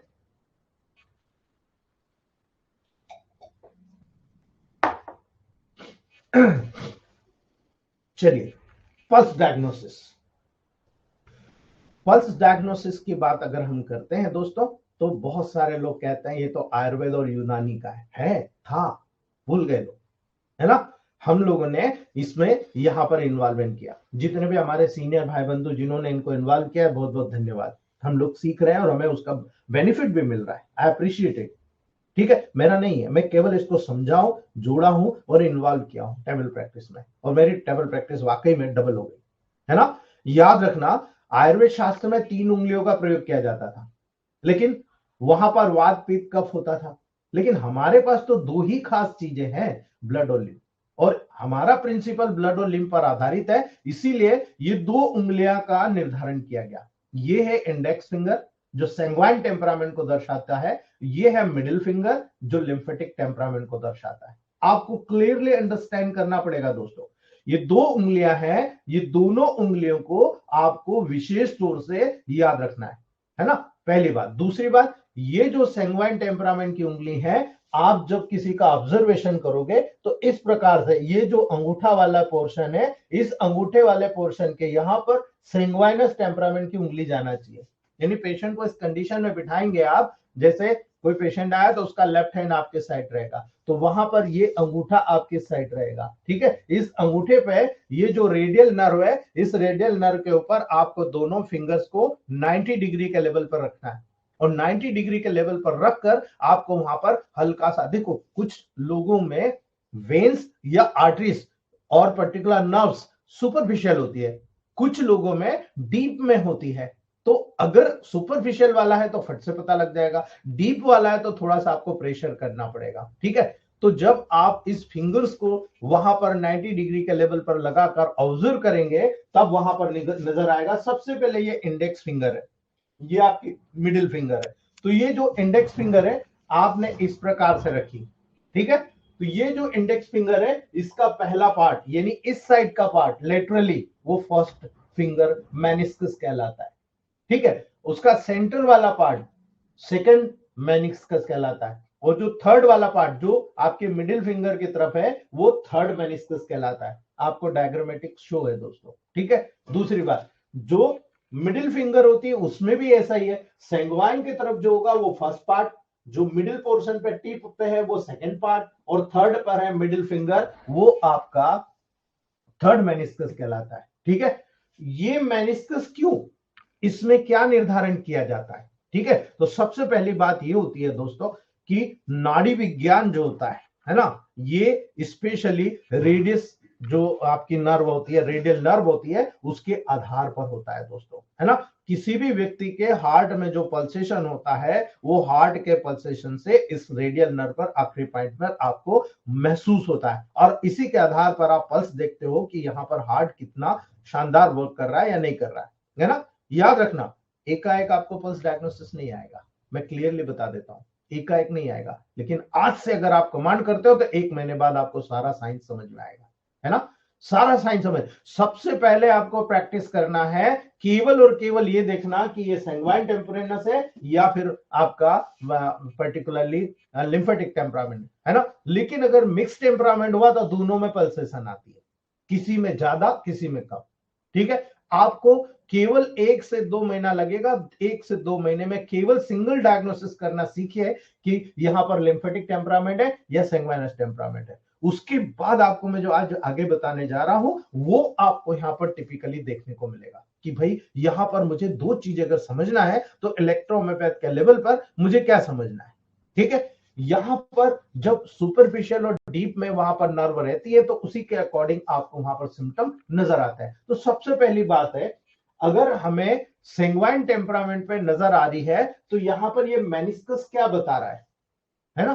तो दो ही चीज होती है जो आपको समझने की है, पहला सेंग्वाइन टेम्परामेंट है या लिम्फेटिक टेम्परामेंट है, सेंग्वाइन है या लिम्फेटिक है, पहले ये डायग्नोस कर लीजिए। अब सेंग्वाइन टेम्परामेंट है, लिम्फेटिक टेम्परामेंट है, तो हमें ऑर्गन्स का बिहेव कैसे पता लगेगा, ठीक है। बहुत इजी है, ये जो फर्स्ट मेनिस्कस पर अगर यहां पर पल्सेशन आ रहा है तो आपको याद रखना है, जो भी ऑर्गन ब्लड को बनाने का काम करते हैं, उस व्यक्ति के शरीर में ब्लड फॉर्मिंग ऑर्गन्स होते हैं, या यहां पर जो ब्लड को प्रोड्यूस करने का काम करते हैं, वो ऑर्गन यहां पर डायरेक्टली अफेक्टेड होते हैं, है ना।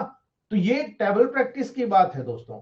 टेबल प्रैक्टिस में आप जब देखते हो तो बहुत सारे ऐसे ऑर्गन हैं, मैं आगे बताऊंगा, पहले थोड़ा सा शार्ट में बता के आपको पूरा क्लियर कर दूं, फिर मैं आगे आपको बताता हूं। फर्स्ट मेनिस्कस ये बताता है कि ब्लड फॉर्मिंग ऑर्गन कौन से है।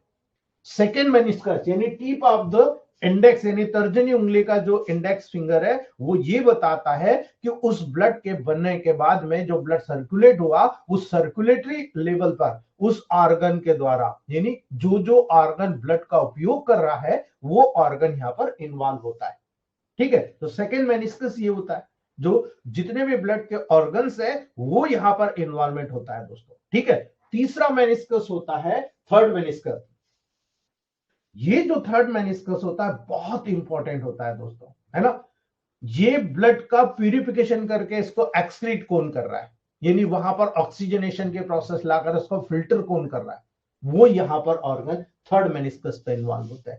तो आप सोचिए, आपको ब्लड के फॉर्मिंग ऑर्गन्स के लेवल पर, ब्लड को उपयोग करने के लेवल पर, और ब्लड को फिल्टर करके एक्सक्रीट करने के लेवल पर, प्यूरिफिकेशन करने के लेवल पर आपको पता लग गया। आगे मैं ऑर्गन्स बताऊंगा ना, तो मेजर ऑर्गन्स में ही डिसीज होती है, बाकी तो सारी कॉम्प्लेक्स डिसीज होती है। ठीक है, तो आपका सिस्टम ही कॉम्प्लेक्स है। तो आपको तो केवल एक चीज देखना है कि मेटी जी ने ऑर्गन्स की रेमेडी दी है और ऑर्गन्स के साथ आपको सिस्टम्स की भी रेमेडी दी है। तो हम बहुत मतलब खुशकिस्मत है कि हमारे पास वो हथियार है जो पूरे वर्ल्ड में किसी भी पैथी के पास नहीं है। हम यहाँ पर डायरेक्टली हमें जो ऑर्गन्स को न्यूट्रिशन देना है, वो ऑर्गन में कमी है, हमने वहां पर उस न्यूट्रिशन को प्रोवाइड कर दिया, हमको वहां पर ट्रीटमेंट का रिजल्ट बहुत फास्ट मिला, बिकॉज हम लोगों का डायग्नोसिस बहुत मजबूत हुआ। हजारों लाखों रुपए की जो जांच कराते हैं उसकी जरूरत नहीं है, मैं कभी प्रमोट नहीं करता। आप में से कई लोग मेरे साथ बैठकर टेबल प्रैक्टिस कर चुके हैं, उन्हें सबको मालूम है कि मैंने कभी भी इन्वेस्टिगेशन पे बिलीव नहीं किया। और मैं इसीलिए आपको बार बार कहता हूं, पैथोलॉजिकल रिपोर्ट सेकेंडरी मैटर है। आपका डायग्नोसिस कितना है आपके दम पे निर्भर करता है, आपकी क्वालिटी और क्वांटिटी पे डिपेंड करता है कि आप यहाँ पर गट्स कितना पैदा कर चुके हो, है ना। याद रखना दोस्तों। दूसरी बात, जब आप लिम्फेटिक टेम्परामेंट के लेवल पर आओगे तो लिम्फेटिक टेम्परामेंट में भी फर्स्ट मेनिस्कस क्या बताता है, लिम्फ को प्रोड्यूस करने वाले जो ऑर्गन्स हैं वो ऑर्गन्स आपके पूरा बता रहा है दोस्तों कि नहीं, यहां पर लिम्फ को जो बना रहा है वो फर्स्ट मेनिस्कस पर है। सेकेंड मेनिस्कस उस लिम्फ को पर्टिकुलर सर्कुलेट होने के बाद जो जो ऑर्गन यूज कर रहा है उस ऑर्गन के लेवल पर बात की जाती है दोस्तों। ठीक है, याद रखना। दूसरी बात, तीसरी बात, जो थर्ड मेनिस्कस पर आएगा, लिम्फ को प्यूरिफाई करने वाले, एक्सक्रीट करने वाले जो ऑर्गन्स हैं वो इसमें इन्वॉल्व होते हैं। तो अब आपकी फिजियोलॉजिकल एनाटॉमिकल परीक्षा होती है कि भाई यहां तो हमने देख लिया, लेकिन हमें क्या पता ब्लड कौन बना रहा, हमें क्या पता ब्लड कौन ऑर्गन यूज कर रहा, हमें क्या पता यहां पर पर्टिकुलरली कोई भी ऑर्गन इसको एक्सक्रीट कर रहा। That is physiology. इसलिए मैंने अपनी टेबल प्रैक्टिस में फिजियोलॉजी, एनाटॉमी, पैथोलॉजी का ट्रायंगल बनाया जो प्योरली इलेक्ट्रोमैथ पे निर्धारित है। हम अगर सिंपल सा कह के निकल जाए कि हम ब्लड और लिम्फ को प्यूरिफाई कर देंगे, हम रोग मुक्त कर देंगे, तो सबसे बड़े बेवकूफ होंगे हम। हमें यह देखना है कि सेल है, सेल का फंक्शन क्या है। अगर सेल का फंक्शन गड़बड़ हो रहा है तो इधर ब्लड इधर लिम्फ, दोनों में से कौन इन्वॉल्वमेंट है। अगर ब्लड इन्वॉल्व कर रहा है तो ठीक है, ब्लड हाइपर हुआ तो क्या, ब्लड हाइपो हुआ तो क्या, लिम्फ हाइपर हुआ तो क्या, लिम्फ हाइपो हुआ तो क्या, है ना। आपको पता है आपने क्या करा, ब्लड हाइपर हुआ तो आपने क्या करा, यहां पर A3 को Y दे दिया, हाइपर हुआ तो आपने रिलैक्स कर दिया, A3Y दे दिया। यही तो प्रोटोकॉल बनाने का तरीका है। ब्लड हाइपो हुआ तो आपने A3 के साथ B दे दिया, ठीक है, या A3 के साथ RE दे दिया, है ना। ये प्रोटोकॉल है। अब इधर लिम्फ की बारी आई, लिम्फ में अगर मान लो हाइपर हो गया तो L1Y कर दिया, अगर लिम्फ लो हो गया L1B कर दिया। तो भाई न्यूट्रिशन देना तो आप क्या करते हो, सेल के लेवल पर न्यूट्रिशन देना है, टिश्यू के लेवल पर देना, आप क्या करते हो, है ना। कोई भी ऑर्गन उठाया, S1 L1B, S2 L1B, C2 L1B, S3 L1B, ये क्या कर रहे हो, न्यूट्रिशन ये करना है। तो आपको ये चीज समझना पड़ेगा। डायरेक्ट आप फर्स्ट डायग्नोसिस से यहीं पर पहुंच जाएंगे, डायरेक्ट डायग्नोसिस करेंगे और डायरेक्ट डायग्नोसिस के बिहाफ पर आपको पैथोलॉजिकल इन्वेस्टिगेशन का, आप पैसे ले लो ना यार, आप पैसा ले लो ना। वो 1500 1000 रुपए आप वहां पर जांच कराओगे, आप उससे 1000 रुपए ले लो, आप डायग्नोस तो करो। डायग्नोसिस करना जिस दिन आ गया आपकी कमाई बढ़ जाएगी दोस्तों, है ना। इसलिए पल्स डायग्नोसिस को थोड़ा सा ध्यान रखिए और अपना काम करिए दोस्तों, ठीक है। बहुत आगे जाने वाले हो, ठीक है। इसीलिए कई बार क्या होता था दोस्तों, केवल आप, और खास तौर से याद रखना, लेटरल आर्म का स्टडी करना है आपको। लेटरल आर्म सीधे आपके हार्ट से कनेक्टेड होता है, इसलिए आपके बॉडी में होने वाले जितने भी परिवर्तन होते हैं सबसे पहले आपको उस लेफ्ट आर्म के लेवल पर डायग्नोस हो जाएंगे दोस्तों। इसीलिए मैं आपको हमेशा कह रहा हूं दोस्तों, आयुर्वेद शास्त्र में 3 उंगलियों का प्रयोग किया जाता था, क्योंकि उनमें बहुत सारे कॉम्प्लिकेशन थे, बहुत सारे मंत्र थे जो 3 उंगलियों के निर्धारण के लेवल पर फिट बैठते थे, ठीक है। मेरे कई फ्रेंड्स हैं जो आयुर्वेद में इस चीज पे काम कर रहे हैं, वो पल्स डायग्नोसिस के लेवल पर काम कर रहे हैं। लेकिन जो आजकल सिखाया जा रहा है पल्स डायग्नोसिस का अधूरा अधूरा साहित्य सिखाया जा रहा है, जो कहीं लेवल पर हमें बेवकूफ बनाया जा रहा है। हजारों लाखों रुपए खर्च करने के बाद में भी वी कांट डायग्नोस, हम नहीं कर पा रहे दोस्तों, है ना। लेकिन जब आप इस नाड़ी तंत्र की परीक्षा करते हो, मैक्सिमम मैं बता रहा हूं दोस्तों, मैं भी अभी अधूरा हूं, लेकिन 80% डायग्नोसिस मेरा पल्स डायग्नोसिस पे हो जाता है। 20% मुझे दूसरे अन्य षड्यंत्र करना पड़ते हैं जिसके आधार पर मुझे डायग्नोसिस होता है ना। लेकिन जब जब मैं इसके लेवल पर जा रहा हूं मेरी प्रैक्टिस डबल हो गई क्योंकि मुझे रिजल्ट डबल मिल रहा है ना। आपको याद रखना है केवल और केवल पल्स डायग्नोसिस के माध्यम से आप उन ऑर्गन्स की उस सिस्टम का डायग्नोसिस कर लोगे जो उस पेशेंट में जो आपके पास आया है वो अफेक्टेड है ना। तो अब शुरू करते हैं दोस्तों, थोड़ा सा डीप में आपको मैं बताने की कोशिश कर रहा हूं, आपको ये कॉन्सेप्ट मेरे को लगता है कि क्लियर हो गया होगा।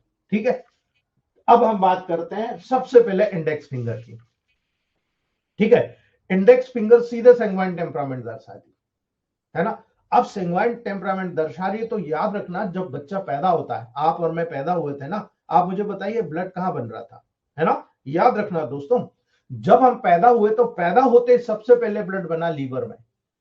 ठीक है, सबसे पहले बना लीवर में, उसके बाद जैसे जैसे बोन का डेवलपमेंट हुआ बोन में बनने लगा, यानी बोन मेरो में बनने लगा। ठीक है, याद रखना दोस्तों, जो नंबर 1 वाली जो पल्स है ना इंडेक्स फिंगर के, ये सीधा बताती है कि आपका लीवर क्या काम कर रहा है ना। याद रखना, ये सीधा बताती है कि आपका बोन मेरो क्या काम कर रहा है ना। तो सबसे पहले ब्लड फॉर्मिंग ऑर्गन्स लीवर हुआ, बोन मेरो हुआ। लेकिन आपको यहां पर याद रखना है, जब पैदा होते हैं तो 90% ब्लड लीवर में बनता है, 10% बोन मेरो में बनता है। जैसे जैसे बच्चों का डेवलपमेंट होता है 10% लीवर में हो जाता है, 90% बोन मेरो में हो जाता है। कितने लोग मानते हैं इस चीज को?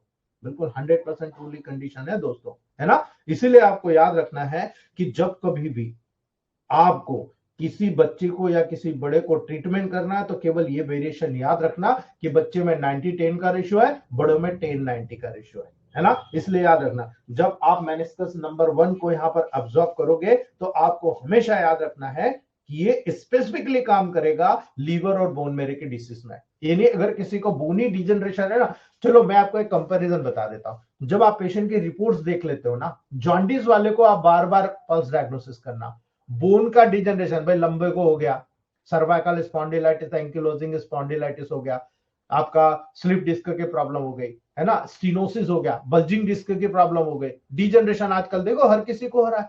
आप एक बार एग्जामिनेशन तो करिए, है ना। एग्जामिनेशन करोगे ना आपको सटीक आना शुरू हो जाएगा, हाँ मैंने नॉर्मल व्यक्ति में करा था तो ये पर्टिकुलर मुझे समझ में नहीं आया था, लेकिन ये एबनॉर्मल व्यक्ति है, देखो इसमें ऐसा पल्स आ रहा। तो जब आप रेगुलर करते रहोगे ना तो आपका डायग्नोसिस ये बैठेगा कि रेगुलर में नॉर्मल व्यक्ति है तो एक नॉर्मल पल्स की स्टडी हो जाएगी आपको कि नॉर्मल होता है तो हाँ यार पल्स ऐसी आती है, लेकिन एबनॉर्मल हुआ ना तुरंत डायग्नोसिस हो जाएगा। तो आप उल्टा कर लीजिए, आप किसी पेशेंट के पास आपका डायग्नोसिस कंफर्म है कि भाई ये इसको ये रिपोर्ट बता रही है इसकी, ठीक है, आप एक नॉर्मल व्यक्ति को ऑब्जर्व किया ना, लगातार कर रहे हो, इसे अब नॉर्मल व्यक्ति को ऑब्जर्वेशन करके देख लीजिए आप कि अब नॉर्मल व्यक्ति किस रूप में यहाँ पर काम कर रहा है ना, इसकी पल्स किस रूप में काम कर रही है, आपका डायग्नोसिस कंफर्म होना शुरू हो जाएगा दोस्तों। ठीक है, इसलिए मैं आपको सीधा ये गणित बताना चाह रहा हूं दोस्तों कि जब आप यहां पर इन छोटी छोटी टिप्स को देख रहे हो तो आपको समझ में आ रहा है कि यहां पर किस प्रकार का काम आ रहा है ना। लीवर क्या काम करता है? लीवर एक ग्लैंड है दोस्तों, है ना, जो हमारे डाइजेस्टिव सिस्टम का बहुत बड़ा ऑर्गन है। ये दोनों हाइपोकॉन्ड्रियक रीजन में है ना, याद रखना। लेकिन आपके राइट साइड में ज्यादा और लेफ्ट में थोड़ा सा पार्ट जाता है जो स्पेशली आपके स्प्लीन और आपके पेंक्रियास के बीच में पाया जाता है। लेकिन याद रखना दोस्तों, राइट साइड में इसका मेन स्रोत होता है ना। यहां पर पोस्टीरियो एंटीरियर यानी आपके पीछे से आगे की तरफ ये आपको निकला हुआ नजर आता है। याद रखना, हमारे डाइजेस्टिव सिस्टम का जितना भी फंक्शन होता है इसी से जुड़ा होता है। यानी आप जब यहां पर डाइजेस्टिव बाइल जूस की बात करते हो यही बनाता है, मेटाबॉलिक प्रोसेस आपका लीवर ही बनाता है ना। इसलिए याद रखना, आपके लीवर के लेवल पर जब भी कोई प्रॉब्लम नजर आती है तो आपको याद रखना है यहां पर बच्चा जब डेवलप होता है उसका पूरा कंसंट्रेशन लीवर के पास होता है। लीवर जितना अच्छा उतना अच्छा बच्चे का डेवलपमेंट होता है, बिकॉज 90% ब्लड यहाँ पर फॉर्मेट होता है दोस्तों। जब धीरे धीरे बढ़ता है 10% रह जाएगा और उसके बाद में दोस्तों वहां पर आप देखेंगे उसकी जितनी भी लॉन्ग बोन्स होती है उन लॉन्ग बोन्स की जो अपर शैफ्ट होती है, मिडिल शैफ्ट होती है, वहां पर जाकर दोस्तों आपका ब्लड फॉर्मेशन बनना शुरू हो जाता है दोस्तों। इसीलिए याद रखना, जब आपको सर्कुलेशन नजर आ रहा है तो आपको यहां पर देखना पड़ेगा लीवर की जो बनावट होती है ना दोस्तों, वो वहां पर अगर गड़बड़ हुई तो आपको सबसे पहले फर्स्ट मेनिस्कस में नजर आएगा। तो आप वहां पर डायग्नोसिस करेंगे या तो इसका लीवर अफेक्टेड है या इसका बोन मेरो अफेक्टेड है। ठीक है, क्लियर कट अंडरस्टैंडिंग है, कोई प्रॉब्लम यहां पर आपको नजर नहीं आ रही। दूसरी बात, जब आप tip of the index finger पे देखोगे दोस्तों, तो याद रखना यहां पर आपको बहुत सारे ऑर्गन्स इन्वॉल्व हो जाएंगे, है ना। यहां पर आपको हार्ट इन्वॉल्व होगा, आपको आर्टरीज वेन इन्वॉल्व होगी, यहां पर आपको जो सुपरफिशियल और डीप लेयर पर ब्लड सर्कुलेशन बहता है वो इन्वॉल्वमेंट होगा, है ना। अगर आपने हल्का से उंगलियों को दबाव देना शुरू करा ना, धीरे धीरे आपको ये सारे लेवल नजर आ जाएंगे, है ना। ये नहीं, अगर आपको कोई पेशेंट नजर आ रहा है जिसको tip of the index finger पर कोई प्रॉब्लम नजर आ रही है, आपके पास कोई हार्ट ब्लॉकेज का है ना, आप उसको देख लेना, कोई हार्ट फेलियर का है ना, उसको देख लेना, हाई बीपी का है ना, उसको देख लेना, शुगर वाला है ना, उसको देख लेना। Tip of the index finger के लेवल पर आपको बहुत सारे केसेस ऐसे जिनमें ये हार्ट से रिलेटेड जितनी कॉम्प्लिकेशंस होगी आपको टिप ऑफ फिंगर पर नजर आ जाएगा। यानी आर्टरी वेन्स की थ्रोम्बोफ्लेबाइटिस है, वेरिकोज वेन है ना, पाइल्स की प्रॉब्लम है, आपको यहाँ पर ब्लीडिंग पाइल्स होगा तो आपको वहां पर मिडिल फिंगर पर नजर आएगा, सॉरी ब्लाइंड पाइल्स होगा मिडिल फिंगर पर, लेकिन ब्लीडिंग पाइल्स आपको आपके इंडेक्स फिंगर पर नजर आएगा। इसलिए जब आप यहां पर देखेंगे, इस प्रकार का डायग्नोसिस करेंगे, धीरे धीरे सीखने के बाद में आपका डायग्नोसिस कंफर्म हो जाएगा कि हाँ यार इसका डायग्नोसिस ये बोल रहा है, ये इस लेवल पर हो रहा है, ठीक है। तो याद रखना इस चीज को। तीसरी बात, जब आप थर्ड मेनिस्कस पे जाएंगे, लेटरली टू मिडिल फिंगर, है ना, जब यहां जाएंगे तो क्या मिलेगा, जो ऑर्गन ब्लड बन गया, ब्लड का यूज कर लिया, यूज करने के बाद न्यूट्रिशन ब्लड से ले लिया, मेटाबॉलिक वेस्ट ब्लड में डाल दिया, है ना। अब ब्लड को प्यूरिफाई की जरूरत है कि नहीं, ठीक है। तो याद रखना, ब्लड को प्यूरिफिकेशन करने वाले जो ऑर्गन्स होते हैं वो टिपिकली होते हैं। तो दो ही ऑर्गन होते हैं, आपको पता है। फिल्टर करना है तो किडनी में जाएगा, लंग्स में जाएगा, लंग्स से ऑक्सीजनेशन होगा, कार्बन डाइऑक्साइड बाहर निकाला जाएगा, प्यूरिफिकेशन हुआ। किडनी में जाएगा, किडनी से यूरिन का फॉर्मेशन हुआ और जो जरूरी तत्व है उसको रीअब्सॉर्ब कर लिया गया और जितना मेटाबॉलिक वेस्ट है उसको बाहर निकाल दिया गया, है ना। ये प्यूरिफिकेशन हुआ। इसीलिए जो थर्ड मेनिस्कस अगर आपकी किडनी और लंग्स में कोई प्रॉब्लम है डायरेक्टली बता देगा, है ना। तो ये तो मेजर ऑर्गन्स है और आज की तमाम परिस्थितियों में मेजर, मैंने कैसे सीखा है पता, मेरे पास लंग कैंसर के पेशेंट बहुत सारे आए, मैं डायरेक्टली ये चीज सीखने लग गया। मुझे पता लगा कि यार थर्ड मेनिस्कस पे आता है, मैंने डायरेक्ट बार बार बार बार वहां पर third meniscus first second meniscus का वहां पर कंपैरिजन करना शुरू किया और जब जब कंपैरिजन करा मुझे बहुत ही स्ट्रिक्टली यहाँ पर थर्ड मेनिस्कस पे मुझे सिम्टम्स आने लग गए। मुझे बहुत अच्छा लगा यार, मेरा डायग्नोसिस कंफर्म हो गया। जितने भी किडनी स्टोन होते हैं ना आपको थर्ड डायल्यूशन के लेवल पर नजर आ जाएंगे, थर्ड फिंगर मेनिस्कस के लेवल पर। याद रखना दोस्तों, जब आप धीरे धीरे यहां पर प्रैक्टिकल करना शुरू करेंगे, मेरा मानना है यू आर द बेस्ट, ठीक है। भ्रम की स्थिति हो सकती है, लेकिन हम जब प्रैक्टिकल करेंगे तो प्रैक्टिकल में भी मेन परफेक्ट। अगर आप लगातार प्रैक्टिकल करेंगे, मेरा मानना है भाई, मैं तो एक बहुत छोटे से एरिया का हूं यार, लेकिन मैंने जब अपने आप को बदला तो आज मेरी एक परिस्थिति थी जब मेरे पे बहुत सारा कर्जा था, आज एक परिस्थिति है कि मैं लेवल पर आ गया। अभी भी मेरे पास कुछ नहीं है, लेकिन दिल की संतुष्टि है, मैंने आप लोगों को बहुत कुछ बता दिया है, मेरे मेहनत के बल पर बताया है। अगर मुझे कुछ बड़ा साइंस कोई बड़ी सिटी में रहता तो आज मैं आपसे बात करने लायक भी नहीं होता, है ना। तो ये सब चीजें हमें याद रखना है दोस्तों, ठीक है। ये मैंने छोटी छोटी चीजें आपको बता दी, ठीक है। नेक्स्ट हम लोग बात करते हैं दोस्तों, यहां पर जब आप स्पेशली लिम्फेटिक टेम्परामेंट की बात करेंगे, है ना, तो यहां पर आपने सेकंड में देखा वेन्स, आर्टरी, ब्रेन भी आपको ब्लड से नजर आता है ना, नर्व भी आपको ब्रेन के लेवल पर नजर आती है, हार्ट भी आपको नजर आता है। यानी अगर आप इंडेक्स फिंगर के लेवल पर देखेंगे तो आर्टरी, वेन, ब्रेन को भी याद रखना, ब्लड जो ब्लड ब्रेन बैरियर होता है ना, ये आपको सीधा सर्कुलेट, क्योंकि सबसे ज्यादा ब्लड सप्लाई ब्रेन को होती है ना। नर्व ब्रेन से कनेक्टेड है, आर्टरी और वेन्स के चारों तरफ नर्व होती है जो उसको कांटेक्ट और डायलेक्ट कराती है, इसलिए नर्व भी आपके सैंग्वाइन टेम्परामेंट से कनेक्ट है। याद रख लेना इस बात को, है ना। तो जब भी आपको प्रोटोकॉल तय करना बहुत हेल्प होगी आपको कि हाँ यार, आर्टरी भी नर्व से कनेक्टेड है तो ब्लड वेसल्स के साथ नर्व की मेडिसिन देना जरूरी है हार्ट के लेवल पर, है ना। इसलिए आपको याद रखना है, जब आप हल्का हल्का डीप में जाएंगे तो सबसे पहले आपको वेन पता लगेगी, उसके बाद में गहराई में जाएंगे आर्टरी पता लगेगी, और गहराई में जाएंगे थर्ड लेवल पर ब्रेन पता लगेगा, चौथे लेवल पर नर्व पता लगेगा और सबसे डीप में हार्ट पता लगेगा। ये आपका क्रेपिटेशन लेवल होता है और इसीलिए इस चीज का आपको यहां पर डायग्नोसिस करना नेसेसरी होता है, ठीक है।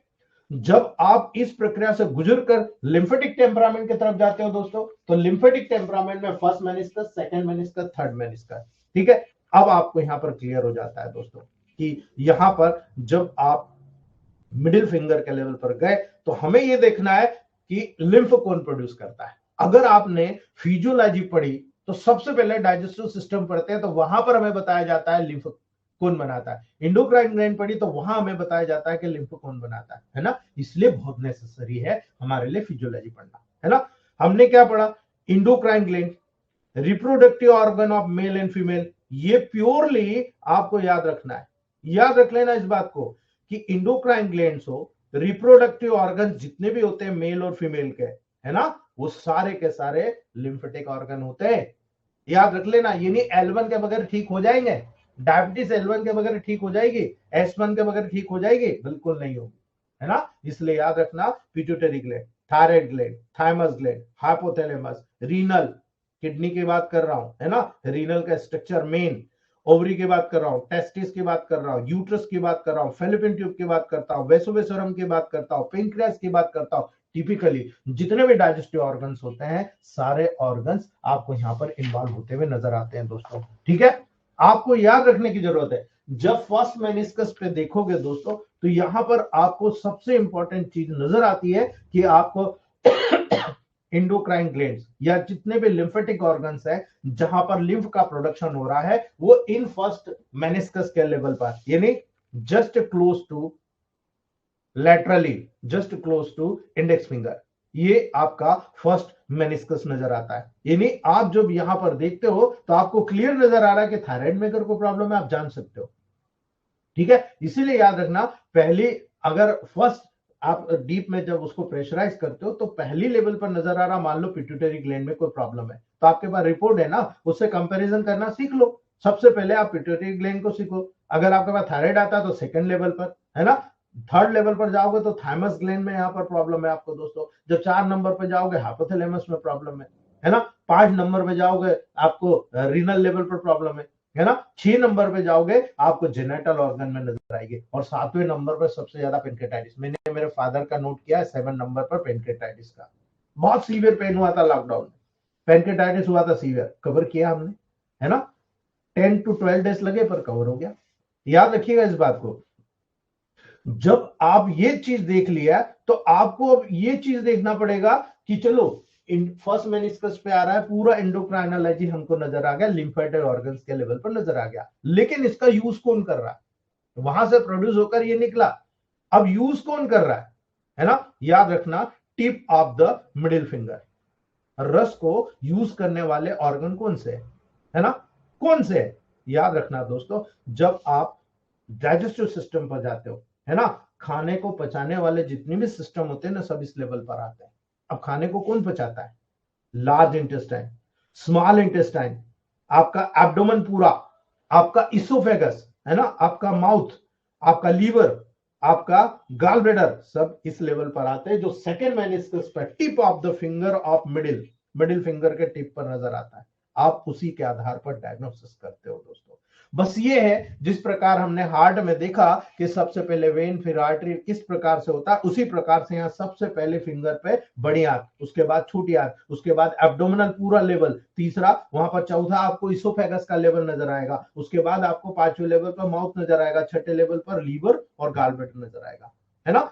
ये आपको गहराई इस प्रकार से देखना पड़ेगा, जो धीरे धीरे धीरे प्रैक्टिस के आधार पर होगा, ऐसे नहीं होगा, ठीक है। धीरे धीरे यहां पर आपको देखना पड़ेगा दोस्तों, है ना। और तीसरा जो थर्ड मेनिस्कस होता है वह प्यूरिफिकेशन कौन करता है ना। आपको देखना पड़ेगा कि आप जब यहां पर थर्ड मेनिस्कस के लेवल पर जा रहे हो तो किस ऑर्गन्स पे प्रॉब्लम आ रही है, आपको पता है कौन प्यूरिफिकेशन करता है, क्या यूरिनरी सिस्टम प्यूरिफिकेशन नहीं करता, क्या स्वेटिंग पसीना आना वो लिम्फेटिक लेवल पर काम नहीं करता, है ना। आपको याद रखना है दोस्तों, जितनी भी स्वीट ग्लैंड्स होती है, जितने भी यूरिनरी सिस्टम होता है, सब मिडिल फिंगर के थर्ड मेनिस्कस पर नजर आता है दोस्तों, है ना। तब आपको नजर आता है कि यार इसको प्रॉब्लम, मान लो किसी को ड्राइनेस है, माउथ ड्राई हो रहा है ना, याद रख लेना, आप थर्ड मेनिस्कस पर ऑब्जर्व कर लेना, है ना, आपको क्लियर नजर आए, क्योंकि प्यूरिफिकेशन यहीं से होता, ठीक है। ये चीज अगर टेबल प्रैक्टिस में आपने डाल दी तो मेरा मानना है यू आर द बेस्ट, आपसे बेस्ट कोई हो ही नहीं सकता फर्स्ट डायग्नोसिस के बिहाफ पर, ठीक है। तो ये था दोस्तों हमारा फर्स्ट सेम के सारे टॉपिक्स। अगर आपको कोई प्रॉब्लम्स है, आप पूछना चाहते हो, अभी 10-15 मिनट में आप लोग मुझसे पूछ लीजिए। अब हम मिलेंगे 15 तारीख से, और जो लोग जुड़ना चाहते हैं आगे, वो लोग फटाफट जुड़ जाइए, क्योंकि एंड टाइम पे आपने इधर उधर करा तो हमको एडजस्ट करने में काफी टाइम लगता है ना। मैं नहीं चाहता, जिसको इंटरेस्ट नहीं है बिल्कुल मत जुड़िएगा, जिसको इंटरेस्ट है वही जुड़िएगा दोस्तों। मैं भी चाहता हूं कि अच्छे लोगों को मैं गाइड करूं, जो लोग नहीं समझते मुझे उनको गाइड करने में बड़ी दिक्कत आती है, ठीक है। अच्छा, एक चीज, क्वेश्चन आप पूछिए। एक डॉक्टर ने मैसेज किया था कि मैं ऐसे, मेरे पास क्रूड है, सब है, डाल्यूशन है, मैं कहाँ क्या प्रिपेयर करूं। भाई इतने समय से क्या कर रहे थे, मैंने तो सब चीज बताई है कि जितना भी बैच होता है, सारे बैच आपके आरएस में होना चाहिए। D1 D2 D3 आरएस में होना चाहिए, ठीक है। एक 30-30 ml आपको डिस्टिल वाटर में भी रखना चाहिए। जहां आपको डिस्टिल वाटर की जरूरत है वहां यूज कर लीजिए, जहां आरएस की जरूरत है वहां आरएस यूज कर लीजिए आप। सारे डाल्यूशन जो हाई पोटेंसी के होते हैं सब आरएस में बनते हैं, उनको ग्लोबल्स में प्रिपेयर करके दीजिए आप। डायरेक्टली नहीं दीजिए, ग्लोबल्स में प्रिपेयर करके दीजिए आप। डायरेक्ट देंगे तो टाल के बाल निकल जाएंगे, आपकी कमाई नहीं होगी। ग्लोबल्स में देंगे, रिजल्ट भी पावरफुल आएंगे, क्योंकि ग्लूकोज जो होता है जब डिजोल्व होता है तो गैसेस स्टेट में कन्वर्ट होता है, न्यूट्रिशन के लेवल पर होता है, फट से अडॉप्ट होता है, फट से रिजल्ट मिलता है।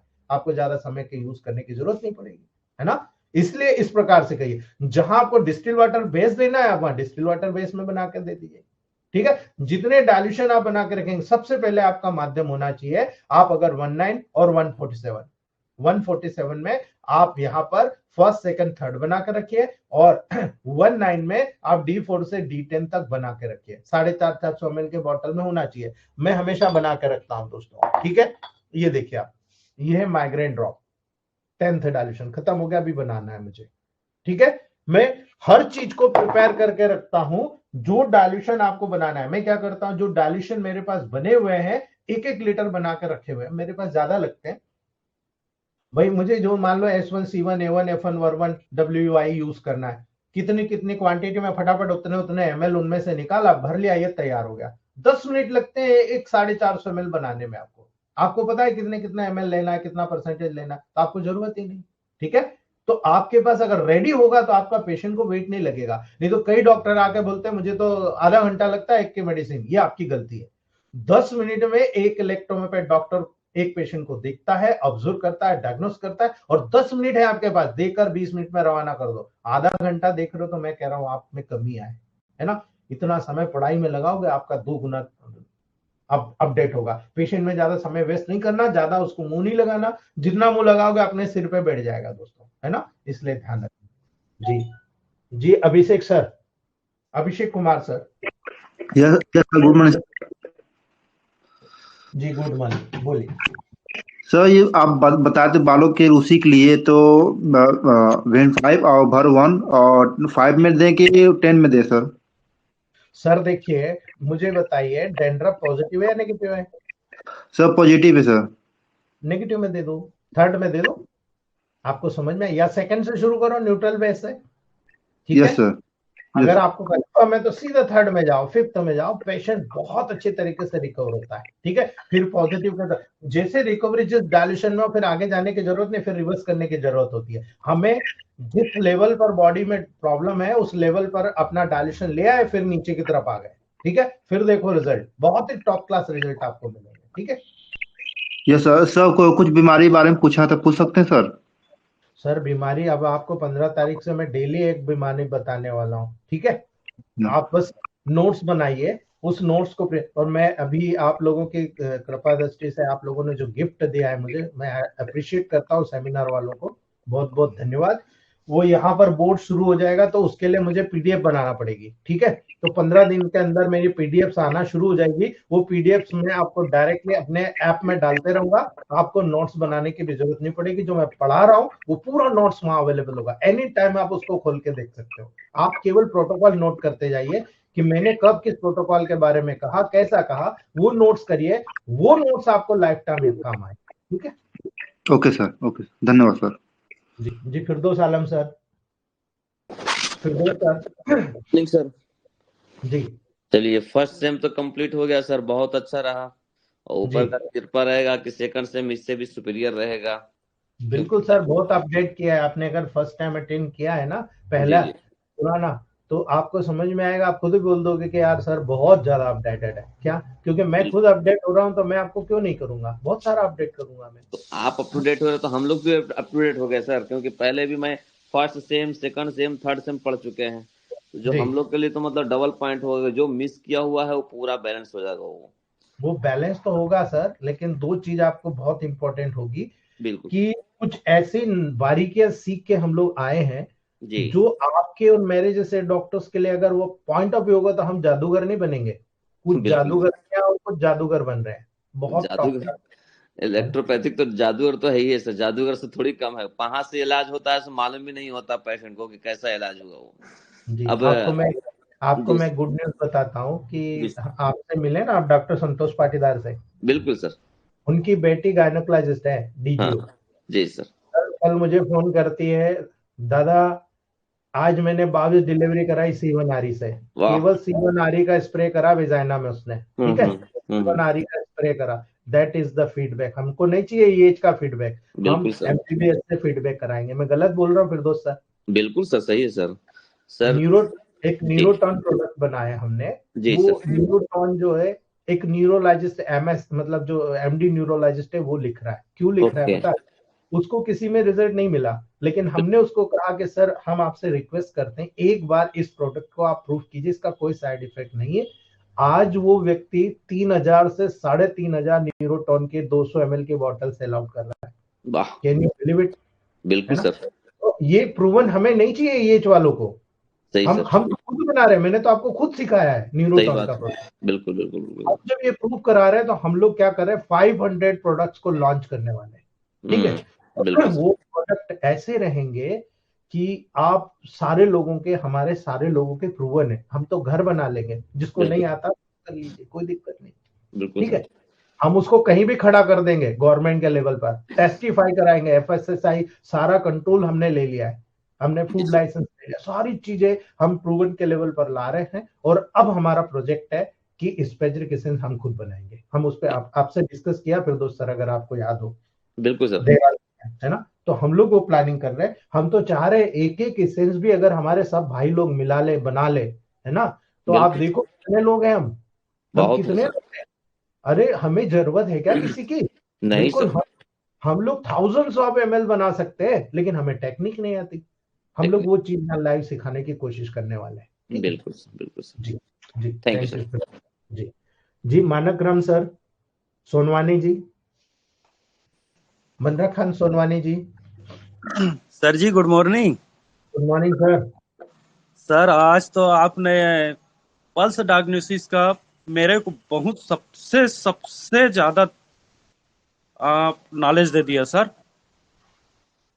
सर मैंने कुछ नॉलेज नहीं दिया है, ये तो बहुत छोटी सी टिप्स है। जब इसको बड़ा करा करके बताऊंगा ना, धीरे धीरे आपको हर डिसीज में बताऊंगा कि पल्स डायग्नोसिस में कहाँ कुछ मिलेगा, तब आप आ, देखिएगा मैं, है जी ना? मेरे इसलिए को उतना जी, उतना ज्यादा नहीं आ रहा था। इससे क्या हुआ, मेरे को एंजाइटियो ग्रुप और स्प्रो ग्रुप का पूरा समझ आ गया सर। जी, जी। बहुत बढ़िया सर, बहुत बढ़िया। कहाँ कैसे चलाना है आप, मैं एकदम फ्रिक्वेंटली चलाऊंगा सर। बिल्कुल, अभी मैं बता रहा हूँ ना, हम लोगों ने इतना अपडेट कर दिया है कि अब तो और ज्यादा मुझे मेहनत करना पड़ेगा। मतलब जी देहरादून सेमिनार में गए, सारे लोगों ने गिफ्ट मुझे दिया, लेकिन मेरी परेशानी बढ़ा दी, क्योंकि मुझे तो अब सब पीडीएफ बनवाना पड़ेगा। अभी तक क्या होता था, मैं पॉइंट्स पे पढ़ाता था कि एक जी पॉइंट्स लिख लिया, आज मुझे क्या पढ़ाना है उसको डिमॉन्स्ट्रेट कर दिया, ठीक है? कोई दिक्कत नहीं, करेंगे मेहनत और, है ना? जी, जी, Sanjay sir, doctor Sanjay sir, doctor Sanjay Kumar, good morning sir. Good morning. Sir बोले थे कल की क्लास में कि 10 मिनट का और टेम्परामेंट रह गया है, कल बता देंगे सर। उसके बारे में क्या होगा सर? सर बताऊंगा ना मैं, डिसीज के साथ में सारी चीज बताऊंगा आपको, ठीक है? जब सेकंड सेम शुरू करूंगा ना, तब सारी जी चीज बताऊंगा आपको, हर टॉपिक के साथ बताऊंगा, तो आपको टेंशन लेने की जरूरत नहीं है, ठीक है? ठीक है सर, थैंक यू सर। जी, टेम्परामेंट के साथ जो रहा है ना दोस्त, वो ये रहा है कि टेम्परामेंट के साथ मेडिसिन कैसे सिलेक्ट की जाती है। तो वो मैं जब सेल का पढ़ाऊंगा ना, फर्स्ट टॉपिक में आपको इंट्रोड्यूस दूंगा कि आप जब सेल पढ़ रहे हो, तो आप देखो सेल के लेवल पर ये सेग्वाइन टेम्परामेंट, ये लिम्फेटिक टेम्परामेंट, ये मिक्स टेम्परामेंट, ये नर्वस है, ये बिलियस है, इनके साथ इलेक्ट्रोमेटेड मेडिसिन कैसे सिलेक्ट करोगे, वो टेम्परामेंट के बिहाफ पर आपको बताऊंगा, ठीक है सर, ठीक है सर, ओके जी sir. Abhishek Shah sir, doctor Abhishek Shah, doctor Abhishek Shah sir. नमस्ते नमस्ते अभिषेक सर। सर, आपके आभारी हैं सर, आपने बहुत कुछ सिखाया सर। मैं सोच रहा था 2 नया स्टूडेंट है सर, उनको ऐड करूंगा और सर पुराना वाला बैच क्या उनको खरीदना पड़ेगा सर? ये बिल्कुल वाला जो अभी हम लोग कर रहे हैं। बिल्कुल खरीदना पड़ेगा सर, और बगैर उसके काम ही नहीं होगा। जी सर मैं सोच रहा था सर, प्लांटेशन के लिए प्लांटेशन कर सकते हैं सर, अगर आपका आशीर्वाद रहा तो करेंगे सर, गाइड रहा सर, तो। बिल्कुल करिए ना आप, बिल्कुल करिए। देखो प्लांटेशन बनाने में हमको दिक्कत क्या है, हम नेचुरली वातावरण नहीं दे पाएंगे, ठीक है, तो उसका कैरेक्टर आसाम धीरे धीरे हो आसाम में तो जाएगा। सर एकदम लेकिन देहरादून वाला माहौल है आसाम में। हाँ हाँ, आपके असम में तो बहुत ब्रिलियंट, आपको तो पहाड़ी इलाका है, और सर विदाउट एनी। मेरा चाय का जो बागान है उसमें शेड में भी हम लोग कर सकते हैं सर आप जो 15 प्लांट जो फॉरेन में है ना, जी वो जी प्लांट का बीज बुला लीजिए। आपको बहुत सारी, मैं आपको साइट्स दे दूंगा, वहां से आप बुला लीजिए, और उसको अगर आप डेवलप कर गए तो आप करोड़पति रातों रात हो जाओगे। क्योंकि जितने भी इंडियन मैन्युफैक्चरर है ना, वो ड्राई रूप में उनको बुलाते हैं, क्योंकि उनको यहाँ प्रकृति नहीं मिल पाती है ना। जितनी भी कंपनियां 94 से 95 प्लांट इंडिया है, बाकी तो सारे फॉरेनर प्लांट है, सर। सारे फॉरेन। और एक बात सर, हम अपने हॉस्पिटल में हम लोग 7 MBBS डॉक्टर और मुझको मिला के 6 BMS डॉक्टर GT NT बेधड़क यूज कर रहे हैं वाह, और बहुत हैट्स ऑफ। अच्छा। जी अब आप सोचिए, 8 मैंने MBBS डॉक्टर हैं और मेरे बैच के 6 हम लोग BMS डॉक्टर GT और NT बेधड़क यूज कर रहे हैं सर। आप मुझे बताइए, मैंने गलत कहा था क्या? 4-5 एमबीबीएस डॉक्टर हम लोग रखेंगे क्लिनिक पे, गलत बोला था? नहीं नहीं नहीं बिल्कुल नॉलेज बढ़ाओ ना, हम उनको सेटिस्फाई कर पाएंगे तभी तो वो हमें सपोर्ट करेंगे सर। सर, हम सेटिस्फाई नहीं कर पा रहे। पर डे जी, हमारा सर 4 से 4.5 लीटर सर GT NT का खपत है sir per day. Hats off sir, आपको बहुत बहुत धन्यवाद। यही तो चीज है कि आप हर चीज को समझ गए, बहुत बढ़िया सर, बहुत बढ़िया। सर आपके आभारी हैं सर, धन्यवाद जी, सर। मेरा काम है कर्म करना सर, आप फल आपको मिल रहा है ना, आपने करा तभी तो मिला ना। बहुत बढ़िया जी सर, बहुत दिल खुश हो जाता सर मेरा, बहुत बढ़िया। जी संजय धन्यवाद। मदान सर, जी संजय मदान सर, डॉक्टर संजय मदान। प्रणाम गुरुदेव। नमस्ते सर।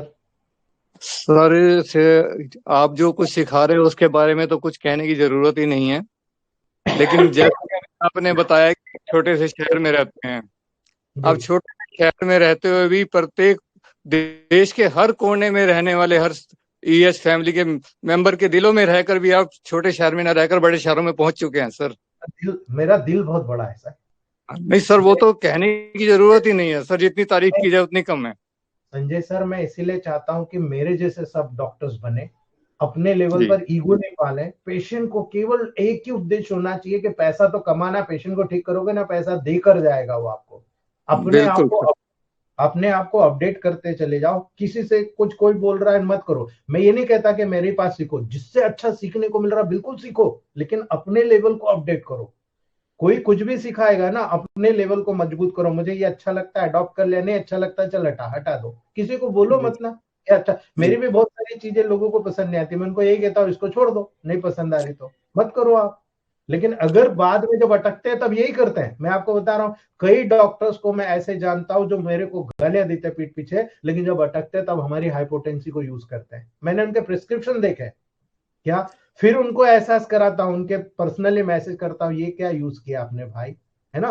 बोले यार तुझे पेशेंट ने कैसे दे दिया, तो ये चीज समझ में आती ना। भेजा तो मैंने ही वहां पर लोकल पेशेंट को, उनको मना कर दिया कि भाई आप मेरा नाम मत बताना, आप वहां चले जाओ, मेरे दोस्त हैं, आप जाके ट्रीटमेंट ले लो।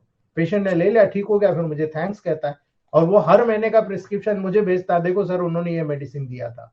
ठीक है, तो जी मैं उनको गाइड करता हूँ, ये बहुत अच्छा किया आपने, ठीक है। मैं सब चीज सिक्योर करके रखता हूँ, फिर उनको बताता हूँ कि आप देखो तुम ऐसे तो बुरा ही करते हो और ऐसे यूज कर रहे हो। कई बड़े बड़े लॉजिकल जो डॉक्टर्स है ना, उनको मैंने एहसास करा दिया है पीठ पीछे। जो आज कहते थे कि अरे ये तो अणुबम परमाणु बम दे रहा, वो खुद 5000 10,000 यूज कर रहे हैं बॉस, और धड़ल्ले से कर रहे हैं। उसमें से एक डॉक्टर ने मुझे फीडबैक दिया, S5 का 10,000 मैंने 3 डोज दिया, और S2 का 200 और वाई मैंने मिला के दिया, तो उसका स्टोन तोड़ दिया और 4-5 दिन में स्टोन निकल गया। अब आप क्या बिलीव करोगे, है ना। जी मैंने नहीं बताया ये चीज आपको, बताओ मुझे, जी आपको स्टोन बताया मैंने ये चीज, नहीं बताया ना। जी वो जी उसने सिखा दिया ना, देखो नई चीज सिखाई ना, मैंने यूज नहीं जी करा, जी नई चीज सिखाई। गॉलब्लैडर स्टोन को भी तोड़ दिया उसने इससे। अब आप बताओ जी मुझे, जी ठीक है? जी ये हम जी। लोगों को चल के आता है ना, बहुत बढ़िया। ऐसे सर जो बुराई करते हैं ना, वैसे कहना तो नहीं चाहिए, पर वही उनके लिए ये कहावत है कि भाई बंदर क्या जाने अदरक का स्वाद। सर ये तो ठीक है, लेकिन हमको कुछ हम्म, सिखा रहे ना, हमको कुछ हाँ सिखा वो रहे सिखा रहे हैं। बिल्कुल बिल्कुल नेगेटिविटी नहीं आएगी तो हमें सीखने को कैसे मिलेगा? अभी देहरादून बिल्कुल। सेमिनार में बहुत कमियां है, बहुत कमियां है, जी लेकिन मैं क्या कर सकता हूँ? मैं तो गेस्ट स्पीकर के रूप में गया था, लेकिन फिर भी मैंने अडॉप्ट किया। अब के बाद कभी भी बाहर सेमिनार नहीं करूंगा, केवल कसरत में, क्योंकि वहां मुझे पता है कि मुझे मेरे डॉक्टर को क्या देना है। ठीक है, मुझे जी, पता है कि मैं बाहर कहीं नहीं करूंगा, केवल कसरत में करूंगा। ठीक है, जरूर आएंगे और सर, जरूर आएंगे। जी, ठीक है सर। जी, ठीक है, थैंक मोहम्मद यू सर। साबित सर। जी, मोहम्मद साबित सर। साबित sir, good morning sir. Good morning. Sir अगर पल्स जो है दोनों फिंगर पे आए तो उसको हम्म डिफरेंशिएट कैसे करेंगे?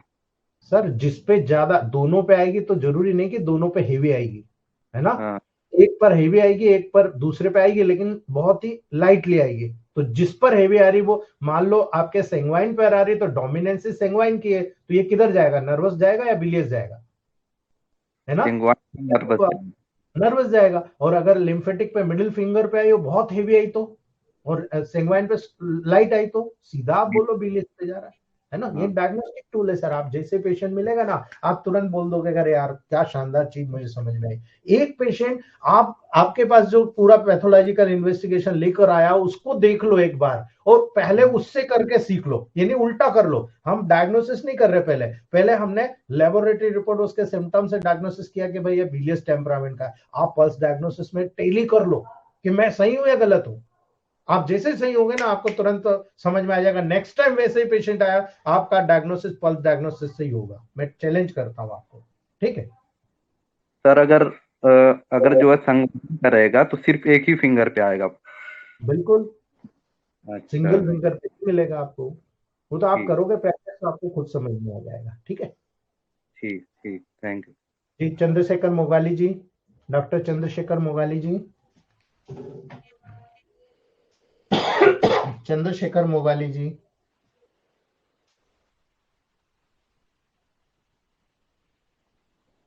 Manoj Pawar sir, doctor Manoj Pawar. Good morning sir. Good morning Manoj sir. Thank you very much sir. जो फर्स्ट सेम कंप्लीट हुआ, जी बहुत अच्छा प्रोग्रेस रहा सर। एक मतलब एक मेरा प्रोसेस बताता हूँ सर। जैसे मैंने 1 साल हुआ है अभी प्रैक्टिस स्टार्ट करे, तो 6 महीने पहले मैंने आपके साथ ज्वाइन किया सर। इसके पहले टच में नहीं था। तो जी शुरू के 6 महीने जो मेरा टोटल इनकम था वो 60-70 हजार रुपये होगा टोटल पूरे 6 महीने का। जी और अभी फर्स्ट सेम खत्म होते होते अभी मेरा पर मंथ का एवरेज 70-80 हजार का हो जाता है सर। और सर, बहुत अच्छा आपने रिस्पॉन्स। साल का पूरा पैसा कमा लिया सर, जी सर, जी सर। है ना? आप एक साथ 10-12 स्टूडेंट की फीस भर सकते हो, ठीक है? बिल्कुल बिल्कुल इसको 1 लाख तक नहीं रुकना है, याद रख बिल्कुल। लेना। 1 लाख नहीं तक सर, नहीं रुकना है। 1 लाख भर के स्टेबल करना है, फिर तोड़ना नहीं है। उससे ऊपर ही बिल्कुल जाना चाहिए, नीचे नहीं जाना चाहिए, ठीक है? बिल्कुल सर, हमारी लाइफ बिल्कुल सेटल हो जाएगी, 5 साल बाद हमारा क्लिनिक 1 करोड़ का बनना चाहिए, तब क्वालिटी बिल्कुल देखिएगा। ऐसे 100 क्लिनिक का मेरा दिल है, उसमें से कुछ लोगों ने तो बना लिए, अब मैं बना जी रहा हूँ मेरा। तो आप लोग जैसे जैसे स्टेबल करेंगे ना, फिर देखिएगा ईएच का मान्यता गवर्नमेंट को देना ही पड़ेगा, क्योंकि उनको भी पता बिल्कुल लगेगा कि ये पेशेंट इतने समय से टिका हुआ, तो कहीं ना कहीं तो है यार इसमें, है ना? बिल्कुल इसलिए सर, बिल्कुल इसी विजन के बहुत साथ कर रहे हैं sir. Thank you sir, thank you very बिल्कुल बिल्कुल आप मच। आगे बढ़िए सर, है ना? थैंक जी, Jaswinder sir, doctor Jaswinder sir. Jaswinder sir, good morning sir. Good morning Jaswinder sir. Sir weight loss पर बहुत बढ़िया फीडबैक आ रहे हैं सर। अभी मेरे पास समथिंग 17 पेशेंट चल रहे थे सर। अभी मैं पहले फीडबैक नहीं देना चाहता था, जी लेकिन अभी जब कंफर्म हुआ थोड़ा सा मैंने चेंज किया सर। लीवर मिक्सचर दिया सर उसको D5 में, और जी टॉक्सिक में D6 में सर। जी ऑबिस्टार में सर S6C4L1 की 450 ml बोतल में एक एक बूंद डाल के सर दिया, और जी डिस्टिल वाटर भी सर। जी तो उसमें साथ उसके साथ क्या सर 10 दिनों के बाद पेशेंट का कहना कि 2 किलो वेट लॉस हो गया। बिल्कुल होगा सर, बहुत शानदार प्रोटोकॉल है, हमारे गौरव सर का प्रूवन है वो, बहुत हाँ बढ़िया। जी। तो इससे के साथ S6C4L1 की ग्लोबल्स दे रहा हूँ सर 285 में। बिल्कुल बहुत शानदार काम आता है सर, बहुत शानदार। सर बहुत बढ़िया रिजल्ट, पहले ऐसे मतलब 4 गुना फास्ट हो गया सर। बहुत बढ़िया सर, करके जाओ, आगे बढ़ते जाओ, पलट के देखने की जरूरत ही नहीं, बहुत बढ़िया। ਜਦੋਂ ਅਸੀਂ ਫਾਸਟ ਵਾਲਾ ਦਿੰਦੇ ਸੀ ਸਰ ਉਦੋਂ ਪੇਸ਼ੈਂਟ ਦਾ weight ਵੱਧ ਜਾਂਦਾ ਸੀਗਾ ਜੀ। हाँ, अगर पॉजिटिव दोगे तो पेशेंट का वेट बढ़ जाएगा सर, बिल्कुल हाँ जी, बढ़ेगा। हाँ जी। और एक कल पेशेंट हो रहा है जी, मैं मतलब लग रही थी 2 पेशेंट उनको मैंने sir S1 A1 RE D4 में 10-10 मिनट बाद दिया सर, बिल्कुल करेक्ट हो गया 20-25 मिनट में सर। बिल्कुल हो जाएगा सर, आप सही हो, डायग्नोसिस सही है तो कोई दिक्कत ही नहीं, 100% रिजल्ट है सर। जैसे वेट लॉस में अभी बहुत तेजी से अप्रूवन रिजल्ट आ रहे हैं ना सर, पहले नहीं आ रही थी सर, आपका कृपा है सर, बहुत बढ़िया चल रहा है सर। आगे बढ़ते जाओ सर, मैंने कुछ नहीं करा, मैंने तो अपडेट कर दिया साइंस को, है ना? नहीं सर, बहुत बढ़िया सर, बहुत बढ़िया सर। बाकी अभी मैं कल एक बात को कहना भूल गया सर, भी आपका दिल साफ है सर, आपका दिल सर, आप मतलब हर किसी का ख्याल रखते हो, फिर कमियां भी अपने आप सुख जाती हैं सर आपके नीचे। बिल्कुल सर, वो तो पता लगती है, कोई दिक्कत नहीं। Thank you sir, thank you जी जी। Doctor Kala sir, doctor Kala sir, doctor Kala sir,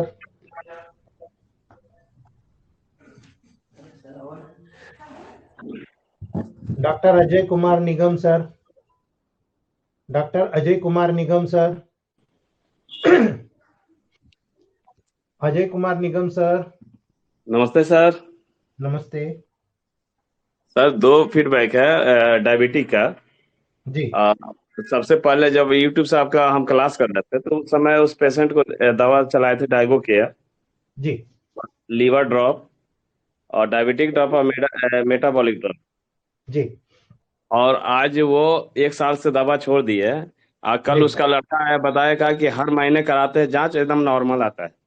heads up sir आपको, आपने मेटाबॉलिक डिसऑर्डर को तोड़ दिया, बहुत जी बढ़िया, बहुत शानदार, बहुत बढ़िया। कमाते और जाओ सर, ऐसे रेशियो बनाते जाओ और सिलेक्ट करते जाओ कि मैंने क्योर किया डायबिटिक, उसका पूरा बायोडाटा आपके पास होना चाहिए, ठीक है? बहुत जी बढ़िया जी जी। और मैं हमारे मैडम को भी था, वो भी हो गया, वो भी 100 से ऊपर नहीं जा रहा सर, बहुत बढ़िया जो कि सर, सब कुछ खा रही हैं सब।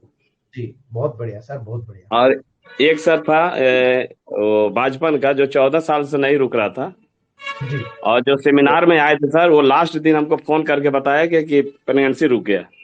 Very good, heads up sir, ये शुरुआत है सर, रुकना नहीं चाहिए, बहुत बढ़िया। जी जी सर, बहुत आपके जैसे गुरु मिलना चाहिए सबको। अरे सर, बहुत बहुत धन्यवाद आपको, आप लोग आगे बढ़ोगे तो हम तो कह रहे हैं गुरुदेव आप ही हो, ठीक है?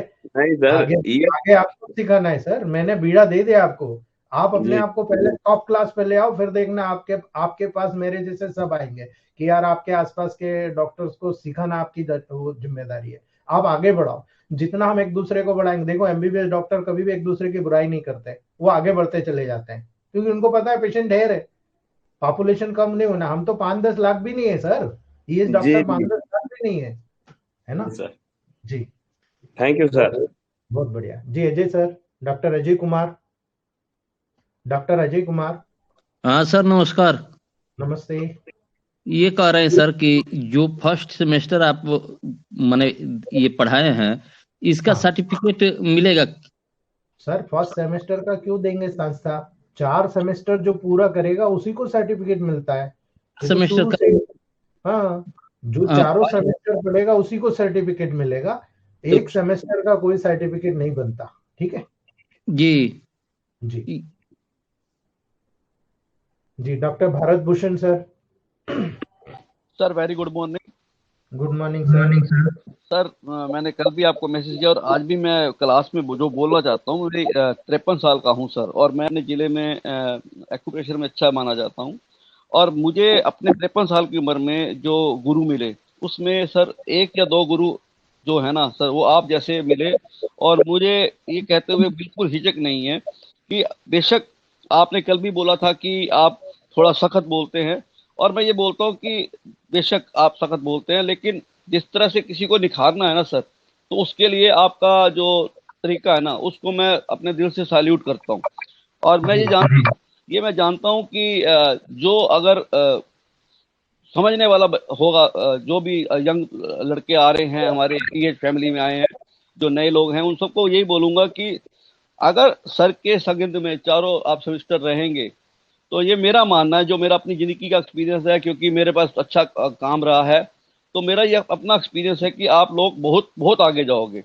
मैं आज अपने आप को थोड़ा सा इस चीज़ में पीछे मान रहा हूँ कि मैं सर से बहुत लेट जुड़ा, लेकिन मैं आप सब लोग जो भी क्लास में हैं, मैं उन सब लोगों को एक ही बात बोलना चाहूँगा कि सर के साथ जुड़िए और इनको फॉलो कीजिए। जो लोग बुराई कर रहे हैं या जो कुछ बोलते हैं, मेरा अपना जो ज़िंदगी का एक्सपीरियंस है, क्योंकि मैंने बहुत पेशेंट देखा, तो उसके हिसाब से मैं एक बात बोल रहा हूँ कि ये जो सर है ना, ये आपको ऐसी जगह पर जाएंगे जहाँ आप सोच नहीं सकते।